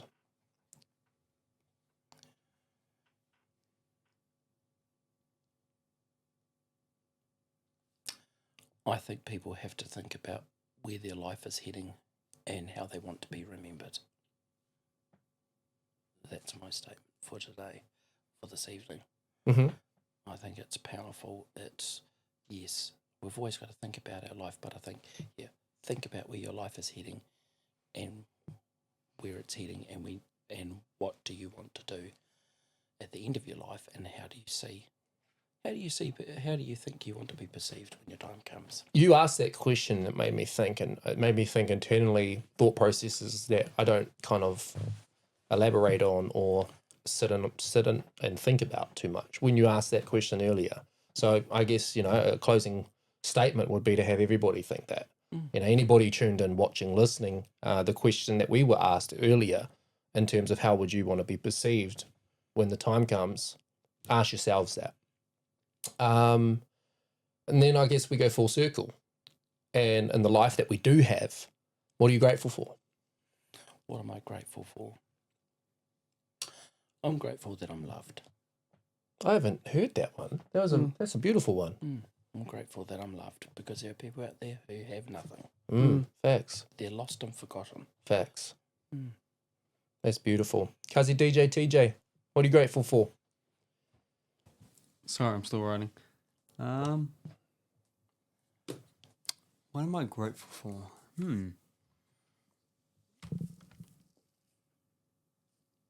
I'm not gonna feed into you guys. No predictions. I'm grateful for my partner. Nice. Shout out your partner. Yeah. Brother E, what are you grateful for? My kids. Just my kids. I feel like they just continue to give me purpose every day. So it's just, I don't know. Every time I lack motivation or, I'm struggling to find a reason to do something, I think, well, it's probably going to benefit my kids, or they'll appreciate it, or, even if I don't find much joy in something, if my kids are going to enjoy it, then I'll just do it. Like, I think just my kids, I'm just grateful for them. I don't know who I'd be without them. So That's right. And I think it's timely after the conversation we've had. I'm grateful for health. I'm grateful that I'm healthy. I'm sitting here. I'm functional. And I'm capable of doing what I need to in the body I have. So I'm grateful for my health. And I'm also grateful for you coming on to our podcast, Andrae, and sharing your background, your story, and talking about such a taboo, sometimes tapu, stigmatized topic, such as morality. So thank you for joining us. You're welcome. I hope anybody out there that has tuned in has kind of had their mind open a little bit, has some thoughts to go away with in terms of reflection, and also preparations. But at the end of the day, we do what we do, which is have topics, conversations, and we speak on them openly. And we do so to break the stigma. We do it through having unedited, unscripted, uncensored, and unfiltered conversations. And that's what we've done. So thank you to anybody out there that has tuned in for this entire episode. If you've made it to the end, you're a champion. And please hit our comment section. If you haven't done so, like, subscribe, and anything else that you can do to help support us. We appreciate it, including going to makingastatement.co.nz and checking out what we have available on the website. And you can use the code podcast for a discount this winter. Outside of that, my name is Dills. This is the Making a Statement podcast. Thank you to Kazi DJ TJ on the ones and twos, behind the scenes, holding it down. And Brother E. Bye. I'm Ethan. Gonna happen as fire but fighter, ain't nobody putting it down. I'm holding it down, no common grounds. And making a statement is the way to claim that you're running the town.